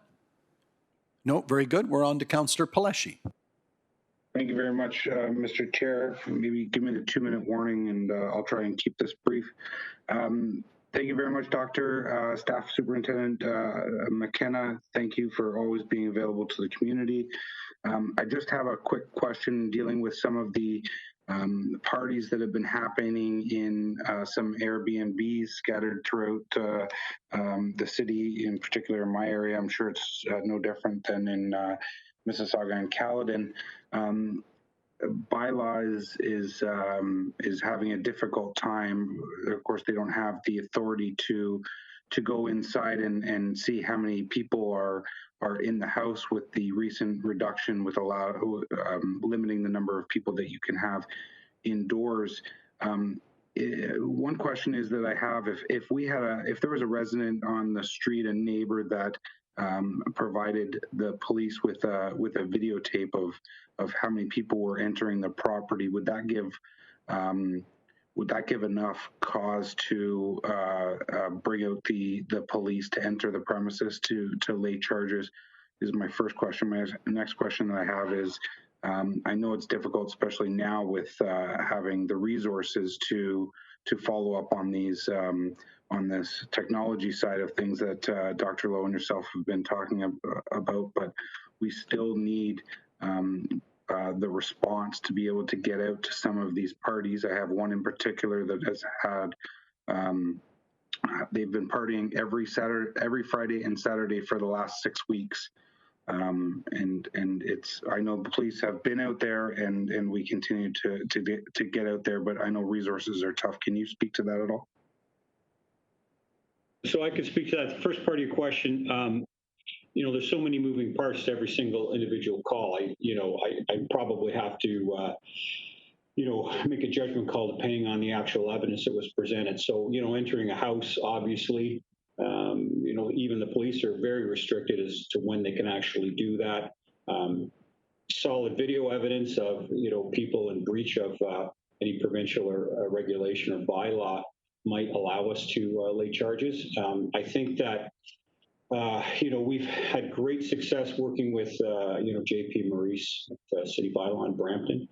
The message that I'm going to be passing along to all our superintendents is to be more vigilant when it comes to enforcement. As I stated before, in relation to the Federal Quarantine Act, I think the time for education is past, and everybody knows the rules, everybody knows the regulations, and like Dr. Lowe said earlier, our first approach is always to get people to do the right thing. People understand what needs to be done. If we see people, willfully in breach of any of our directives, laws, regulations, then, by all means, we'll do what we need to do to ensure that we put an end to it in conjunction with our bylaw folks. Thank you very much for that. And just, I guess on behalf of Regional Council, all your teams, everybody at PRP, doing an amazing job. Thank you so much for putting yourselves out there and keeping us safe, and keep up the great work, Sean. Thank you. And with that, that concludes the questions in this presentation. Receipt's been moved by Councillor Peleche, seconded by Councillor Downey. Only those in objection? Seeing none, that is carried. Okay, we're at the appointed hour as agreed to at the start of the agenda to go in camera. So I'm going to deal with in camera item now 24.6, personnel matters about an identifiable individual, including municipal or local board employees. And for this in camera, the only staff that I require is the clerk, our solicitor, and I do have a question of our solicitor if we require someone from the clerk's office, specifically Harbjeet, to remain in, because she's got to process us and keep us moving and acknowledging the appropriate people. But I will wait till everyone else excuses themselves, and only the people that belong in camera will be in camera, and then I will ask the solicitor how best to proceed, and we will go from there. And perhaps I should read this accordingly. The council proceed in camera to consider reports relating to the following personnel matter about identifiable individual, including municipal or local board employees, as moved by Councillor McFadden, seconded by Councillor Parrish. All those in favor? That is carried. Thank you. If we can make sure we've formalized ourselves outside of camera, and then advise the chair when I can proceed. We just need to get everybody back in. It may take a few minutes.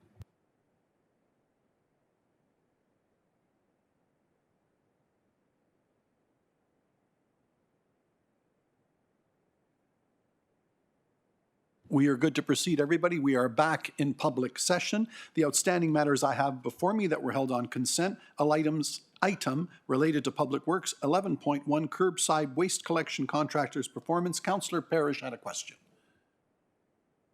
Actually, I don't have a question. I am just remarkably surprised at the changes from 2018 to this year. And I congratulate both companies for doing an incredible job, but I also congratulate our staff. They have worked closely with them. This is a fantastic record, and it's to be proud of, especially through COVID. So that I remember we asked you to send letters to the two companies. I think we send them another letter, if that's okay with you, just congratulating them on an amazing job. Councillor Parrish, well said, and I must have, the last letter you sent me to ask me to send was so incredibly well received that somebody would have ignored, and I think that's totally appropriate with the basis of the report as well. Okay, so I will take that as direction through the chair and well thought out. Next item, 11.2, online utility billing portal. I believe Councillor Santos might have had an inquiry. Actually, Mr. Okay, I held it. It's okay. Oh, no, I apologize. Councillor Rass. Thank you, Mr. Chair, and sorry, Councillor Santos, if you wanted to hold it as well. I just wanted to say thank you for staff for bringing this forward. I've been asking for this for a while. I'm just wondering, in terms of the next phase, when are we going to be looking at equal billing or automatic withdrawal? I think to be able to align these types of billings with something like an electricity bill where you have those options, it just provides additional flexibility for residents. And if you can get back to me on that at some point in the future, I don't need an answer right now. Thank you, Mr. Chair. Thank you. Did anybody else have a comment or question? Seeing none, Madam Clerk, is that good to go? We don't need a motion on that. Was, oh, you do need a motion. Over to you. Thank you. Motion moved by Councillor Raz, seconded by Mayor Thompson. that an online credit card payment option for the Region of Peel utility bills using a user pay model be introduced, and further, that incremental transaction costs from credit card payments be paid by the customers as outlined in the joint report of the Interim Commissioner of Public Works and Commissioner of Digital and Information Services titled Online Utility Billing Portal. That does require a recorded vote. Mayor Brown?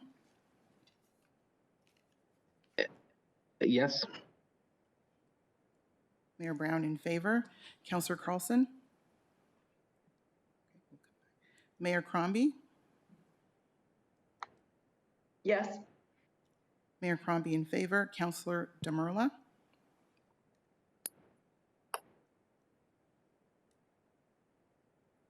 Councillor Demurla? Councillor Dasco? Yes. Councillor Dillon? Councillor Dillon? Councillor Downey? Yes. Councillor Fonseca? Yes. Councillor Fortini? Yes. Thank you. Councillor Groves? Yes. Councillor Groves in favor. Councillor Innes? Yes. Councillor Innes in favor. Councillor Kovac? Yes. Councillor Kovac in favor. Councillor Mahoney? Yes. Councillor Mahoney in favor. Councillor McFadden? Yes. Councillor McFadden in favor. Councillor Medeiros? Yes. Councillor Medeiros in favor. Councillor Paleshi? Yes. Councillor Paleshi in favor. Councillor Parrish? Councillor Parrish in favor. Councillor Raz? Yes. Councillor Raz in favor. Councillor Sato? Yes. Councillor Sato in favor. Councillor Santos? Yes. Councillor Santos in favor. Councillor Sinclair? In favor. Councillor Sinclair in favor. Councillor Starr? Yes. Councillor Starr in favor. Mayor Thompson? Favor. Mayor Thompson in favor. Councillor Vicente? Yes. Councillor Vicente in favor. And that carries. That carries. Thank I wasn't able, sorry, Mr. Chair, it's Councillor Dillon was unable Yes. to mute, so I'm voting yes. Thank you. Duly noted. Oh, and Councillor Carlson, you were out of the room just for a moment. You've been here all day. Okay, another one. Thank you. Recorded as such. Thank you, Councillor Carlson. Moving on, 11.3. This was the one Councillor Santos asked be held. Request for additional funds and award of contract for widening improvements of Beauvais Drive West from Credit View Road to Worthington Avenue, City of Brampton. Councillor Santos. Thank you so much. Through you, Mr. Chair, I've already dealt with this issue with staff through emails, so I'm happy to just move on. Madam Clerk, do you need... Yeah, every time we held them, we have to have an individual vote in any event. Madam Clerk, over to you. Thank you. Have the motion moved by Councillor Santos, seconded by Councillor Starr, that the contract document 2020-534T for the widening and improvement of Beauvais Drive and Credit View Road to Worthington Avenue, City of Brampton, be awarded to Graham Brothers Construction Limited in the amount of $20,382,387.24, excluding applicable taxes, in accordance with Procurement Bylaw 30/2018 as amended.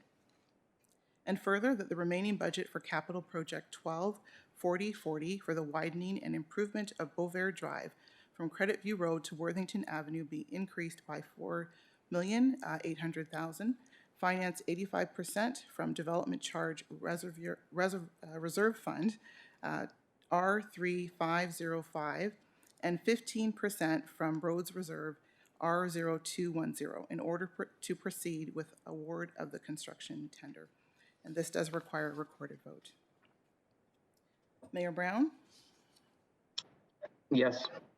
Mayor Brown in favor. Councillor Carlson? Yes. Councillor Carlson in favor. Mayor Crombie? Yes. Mayor Crombie in favor. Councillor Demurla? Councillor Demurla? Councillor Dasco? Yes. Councillor Dasco in favor. Councillor Dillon? Yes. Councillor Dillon in favor. Councillor Downey? Yes. Councillor Downey in favor. Councillor Fonseca? Yes. Councillor Fonseca in favor. Councillor Fortini? In favor. Councillor Fortini in favor. Councillor Groves? Yes. Councillor Groves in favor. Councillor Innes? Yes. Councillor Innes in favor. Councillor Kovac? Yes. Councillor Kovac in favor. Councillor Mahoney? Yes. Councillor Mahoney in favor. Councillor McFadden? Yes. Councillor McFadden in favor. Councillor Medeiros? Yes. Councillor Medeiros in favor. Councillor Paleshi? Yes. Councillor Paleshi in favor. Councillor Parrish? Yes. Councillor Parrish in favor. Councillor Raz? Yes. Councillor Raz in favor. Councillor Sato? Yes. Councillor Sato in favor. Councillor Santos? Yes. Yes. Councillor Santos in favor. Councillor Sinclair? In favor. Councillor Sinclair in favor. Councillor Starr? In favor. Councillor Starr in favor. Mayor Thompson? Favor. Mayor Thompson in favor. Councillor Vicente? Yes. Councillor Vicente in favor, and it carries. That carries. Thank you. On to 19.3, 2020 Development Charge Background Study and Bylaw Review. Again, Councillor Santos. Thank you through you, Chair, and with apologies to my council colleagues, we're going to have to go through this again. I've dealt with the matter through email with staff already. Sorry. Very good. Madam Clerk, over to you. So it's just a motion of receipt. All those in favor? None opposed. Thank you very much. On to other business and councillor inquiries. Now, on my list for request to speak, I don't know if they're lingering, but I have McFadden, Mayor Crombie. Did you wish to speak under other business?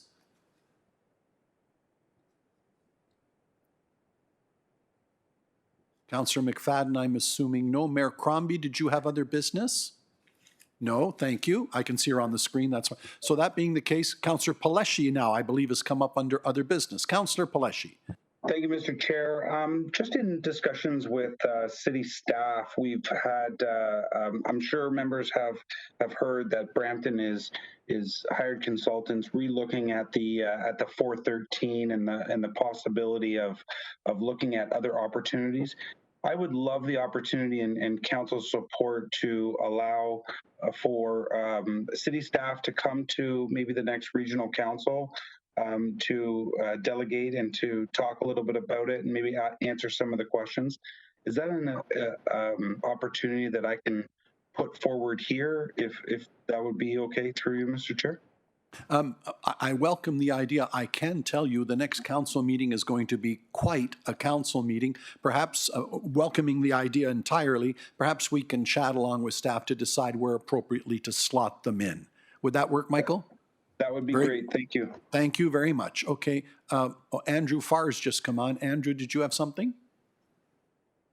Thanks to you, Mr. Chair. And just in case it helps Councillor Paleshi, we'll be bringing a regional staff report to the October 22nd council, which is a little bit lighter agenda than the 8th, if you'd like us to coordinate with Brampton staff on that. Sounds good to me.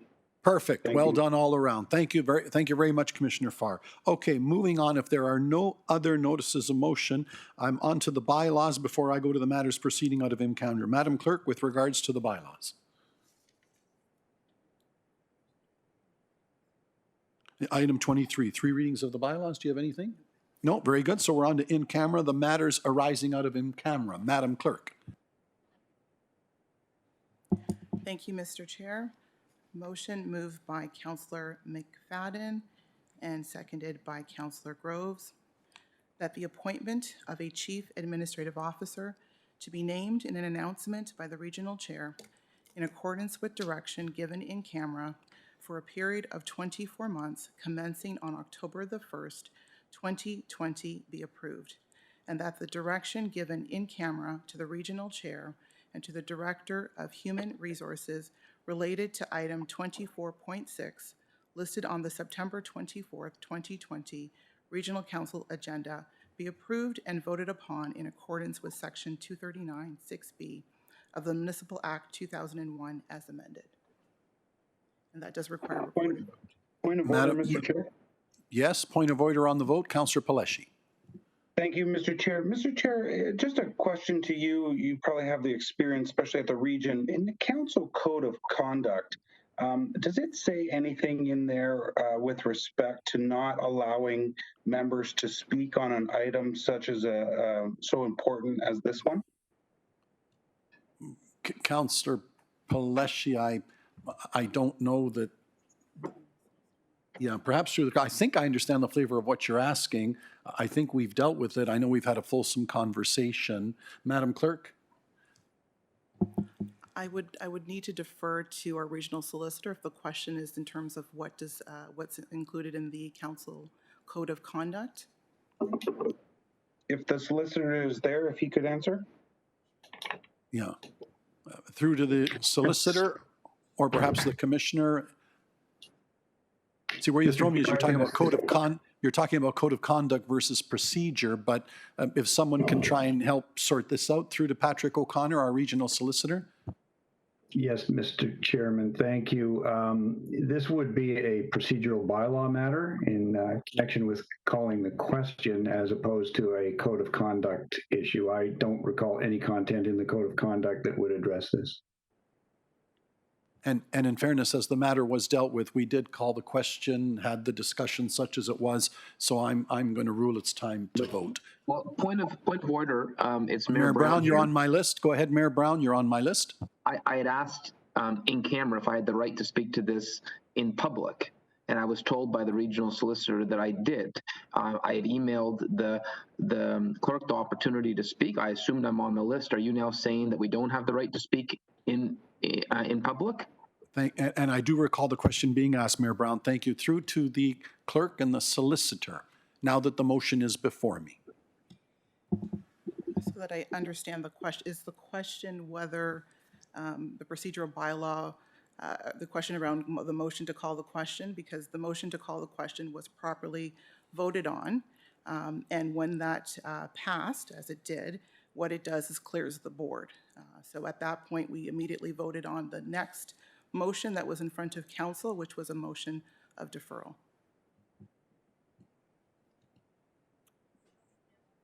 So yeah, perhaps just for clarity, then the question was called on the referral.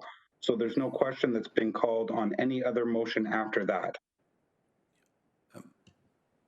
Yes, and I see the point that you make. Through to Patrick, perhaps, or anybody else that can help me. It's almost, forgive this, it's a form of double jeopardy. We dealt with it, it was voted on, and we called the question, we had a fulsome conversation. Now you're trying to reopen the question, and that is the challenge that I'm having as the chair. But I would gladly see.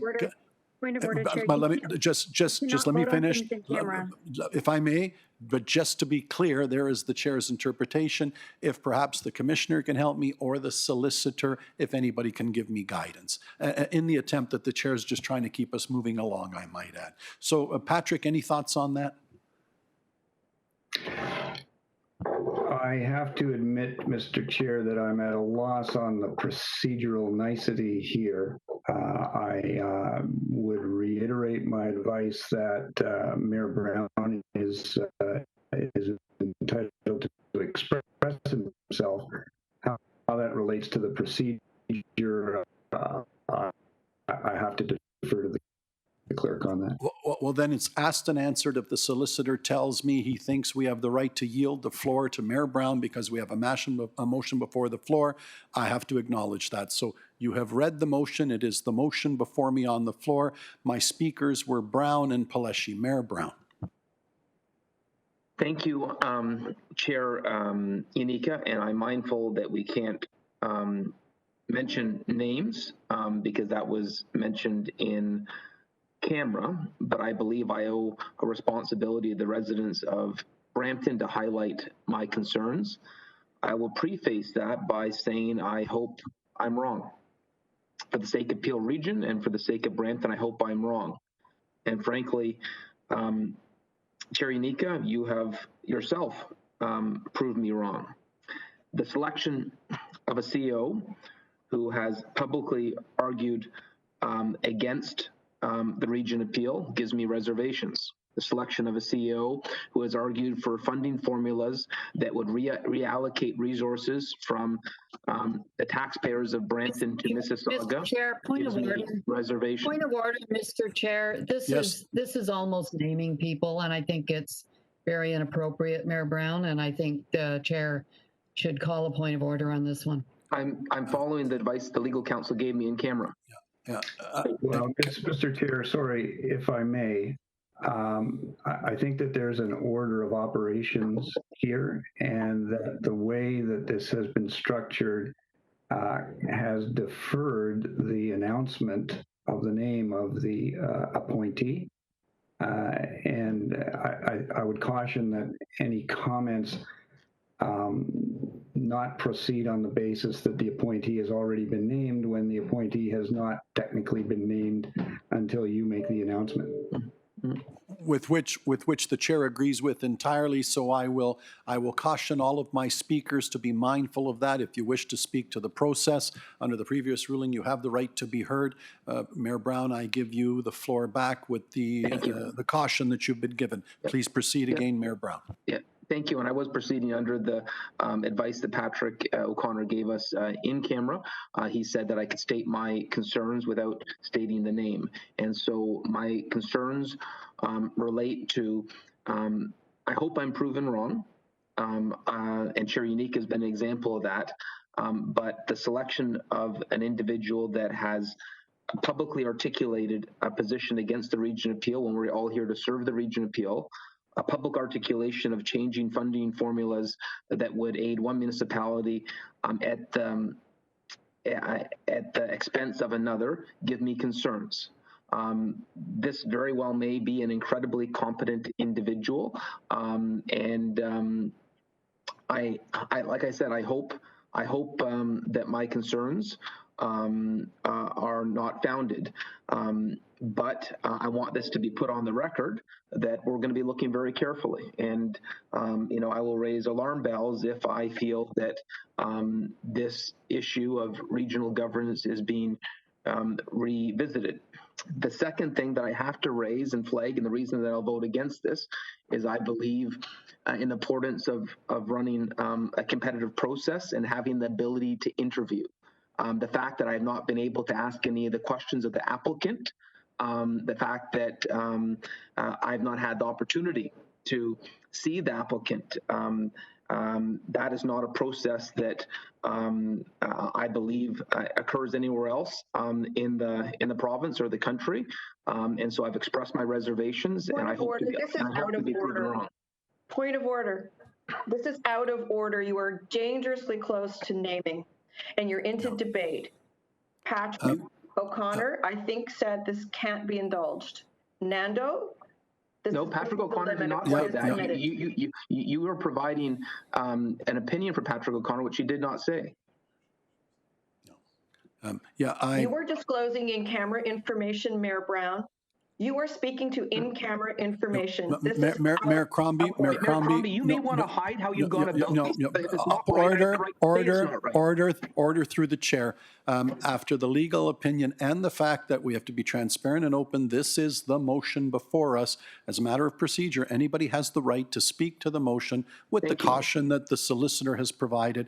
And I think the Mayor of Brampton has a right to speak to a motion. The motion is duly before me, recognizing the concerns and the parameters that have been put forward that I again remind you of, Mayor Brown. Mayor Brown, please conclude your comments. Thank you. And it may be convenient to forget about the fact we haven't had an interview. We haven't been able to ask questions. But I owe it to my constituents to highlight my concerns, so they're on the record, so that if this ends up in an ombudsman complaint or a legal challenge, at least I can say to my residents that I brought this forward, I raised my concerns. I hope I am proven wrong. I hope that these concerns aren't valid.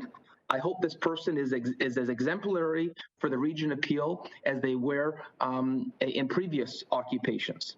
But I have serious reservations, and that's why I'm voting against this today, and I hope it's not to the detriment of the city of Brampton. Mayor Brown, thank you. Councillor Paleshi.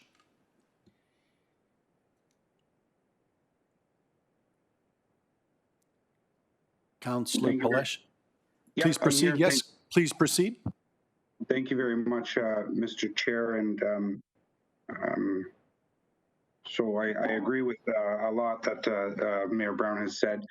And I just wanted to, often often we take the recommendations out of the committee to move forward. We ask committees to we provide them with structure. We ask them to go away, do the work, and bring back recommendations. And it's difficult anytime that we don't go with the. I think we've done it before where we don't go with the recommendations of the committee.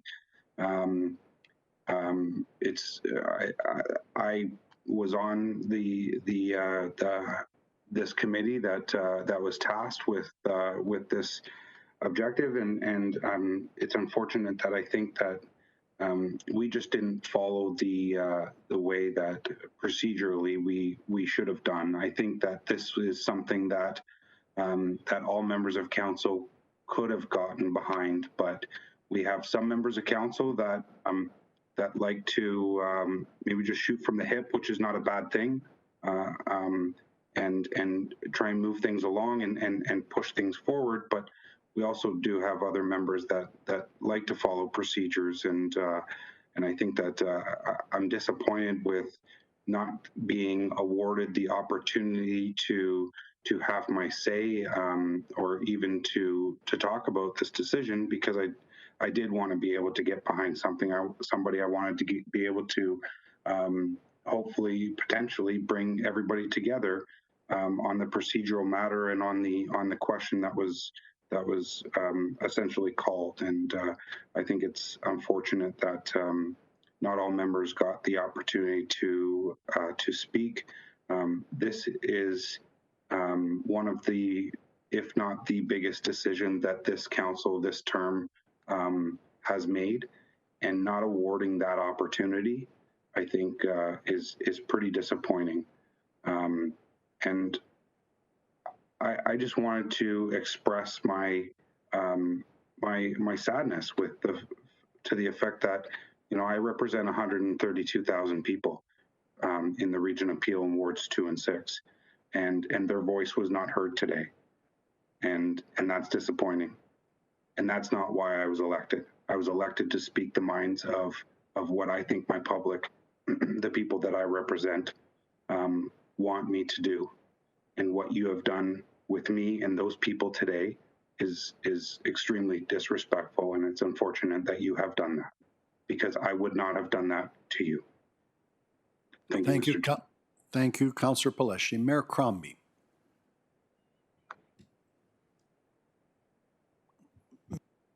Mayor Crombie, I think you're muted. I think that's what. I'm calling the vote. You're calling the question. Madam Clerk, I have a motion to call the question.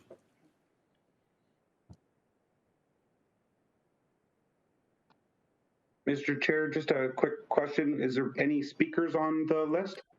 My list would have been Thompson, Sato, Innes, but thank you for asking, but the question has been called. Over to you, Madam Clerk. The question has been called. Thank you, Mr. Chair. We don't have access to the list anymore, and that's why I asked. Thank you, Mr. Chair. Fair point. Thank you.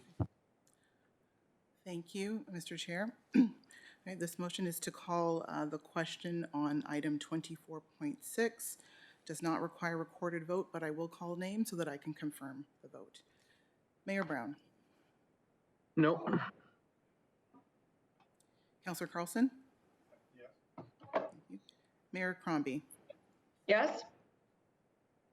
Councillor DeMerla? Councillor DeMerla, can you hear us? Get her back in. Perhaps we'll try and double back. Madam Clerk, please proceed. Councillor Dasco? Yes. Councillor Dillon? Councillor Dillon? Yes, can you hear me? Yeah. Yes. Councillor Dillon, sorry, didn't hear your vote. Can you hear me? Yes. What is your vote, Councillor Dillon? It's yes. Thank you. Councillor Downey? No. Councillor Fonseca? Yes. Councillor Fortini? Yes. Councillor Groves? Yes. Councillor Innes? No. Councillor Kovac? Yes. Councillor Mahoney? Yes. Councillor McFadden? Yes. Okay. Councillor McFadden. Councillor Medeiros. Yes. Councillor Paleshi. I abstain. Thank you. Councillor Parrish. Councillor Raz. Yes. Yes for Councillor McFadden. Thank you. Thank you. Councillor Sato. Yes. Councillor Santos. Yes. Councillor Sinclair. No. Councillor Starr. Yes. Mayor Thompson. No, not in favor. Councillor Vicente.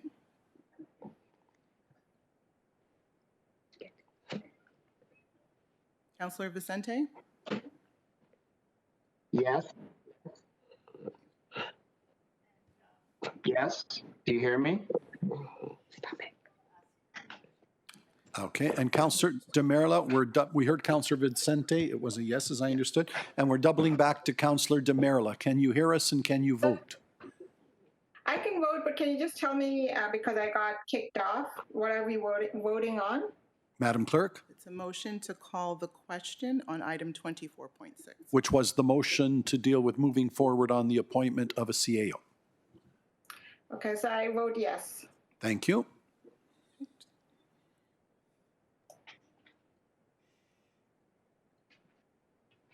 I just want to confirm.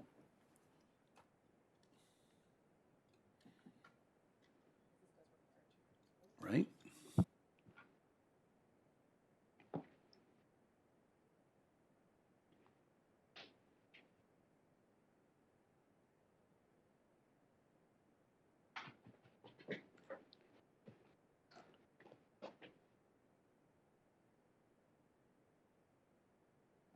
The motion carries. It does carry by 2/3 as required. That was what we had to confirm. So with that, you're back to the main motion. Madam Clerk.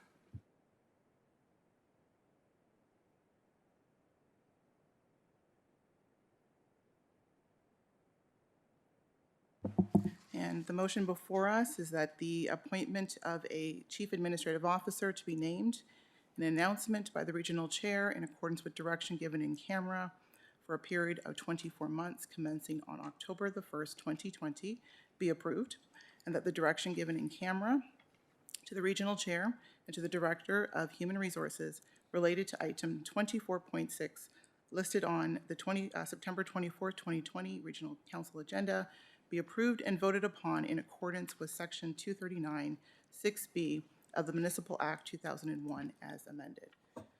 Mayor Brown. Nope.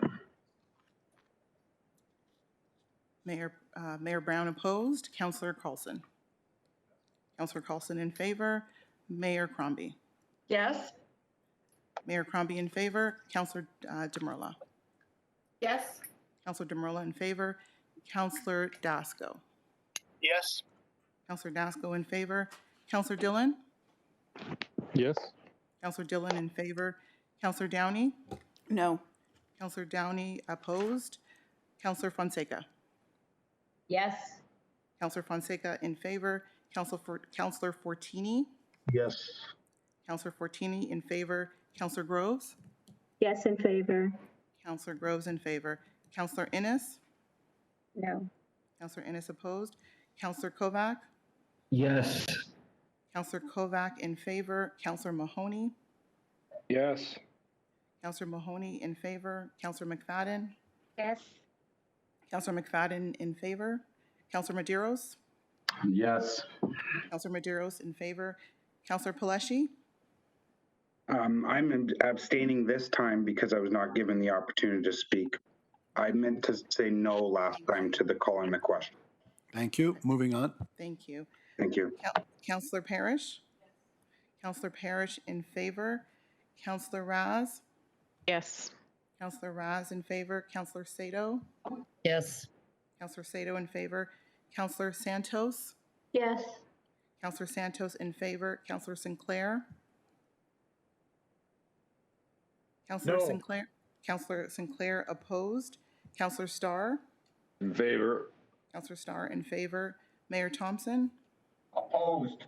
Mayor Thompson opposed. Councillor Vicente. In favor. Councillor Vicente in favor. And the motion carries. The motion carries. Madam Clerk, that brings me down to 25, bylaws relating to any in-camera matters. And I will read them accordingly. That the bylaws relating to in-camera matter 24-2 being bylaw 59-2020 be given the required number of readings read, taken as read, signed by the regional chair and the deputy regional clerk, and the corporate seal be affixed thereto, as moved by Councillors Kovacs and Mahoney. All those in favor? Any opposed? That is carried. That as moved by Councillor Fortini and seconded by Councillor Downey, that bylaw 60-2020 to confirm the proceedings of Regional Council at its meeting held on September 24, 2020, and to authorize the execution of documents in accordance with the Region Appeal bylaws relating thereto, be given the required number of readings, taken as read, signed by the regional chair and the deputy regional clerk, and the corporate seal be affixed thereto. Any opposed? All in favor then? Thank you. That carries. And finally, moved by Councillor Parrish and Councillor Carlson that the September 24, 2020 Regional Council meeting be adjourned. All those in favor? None opposed. That is carried unanimously. Thank you to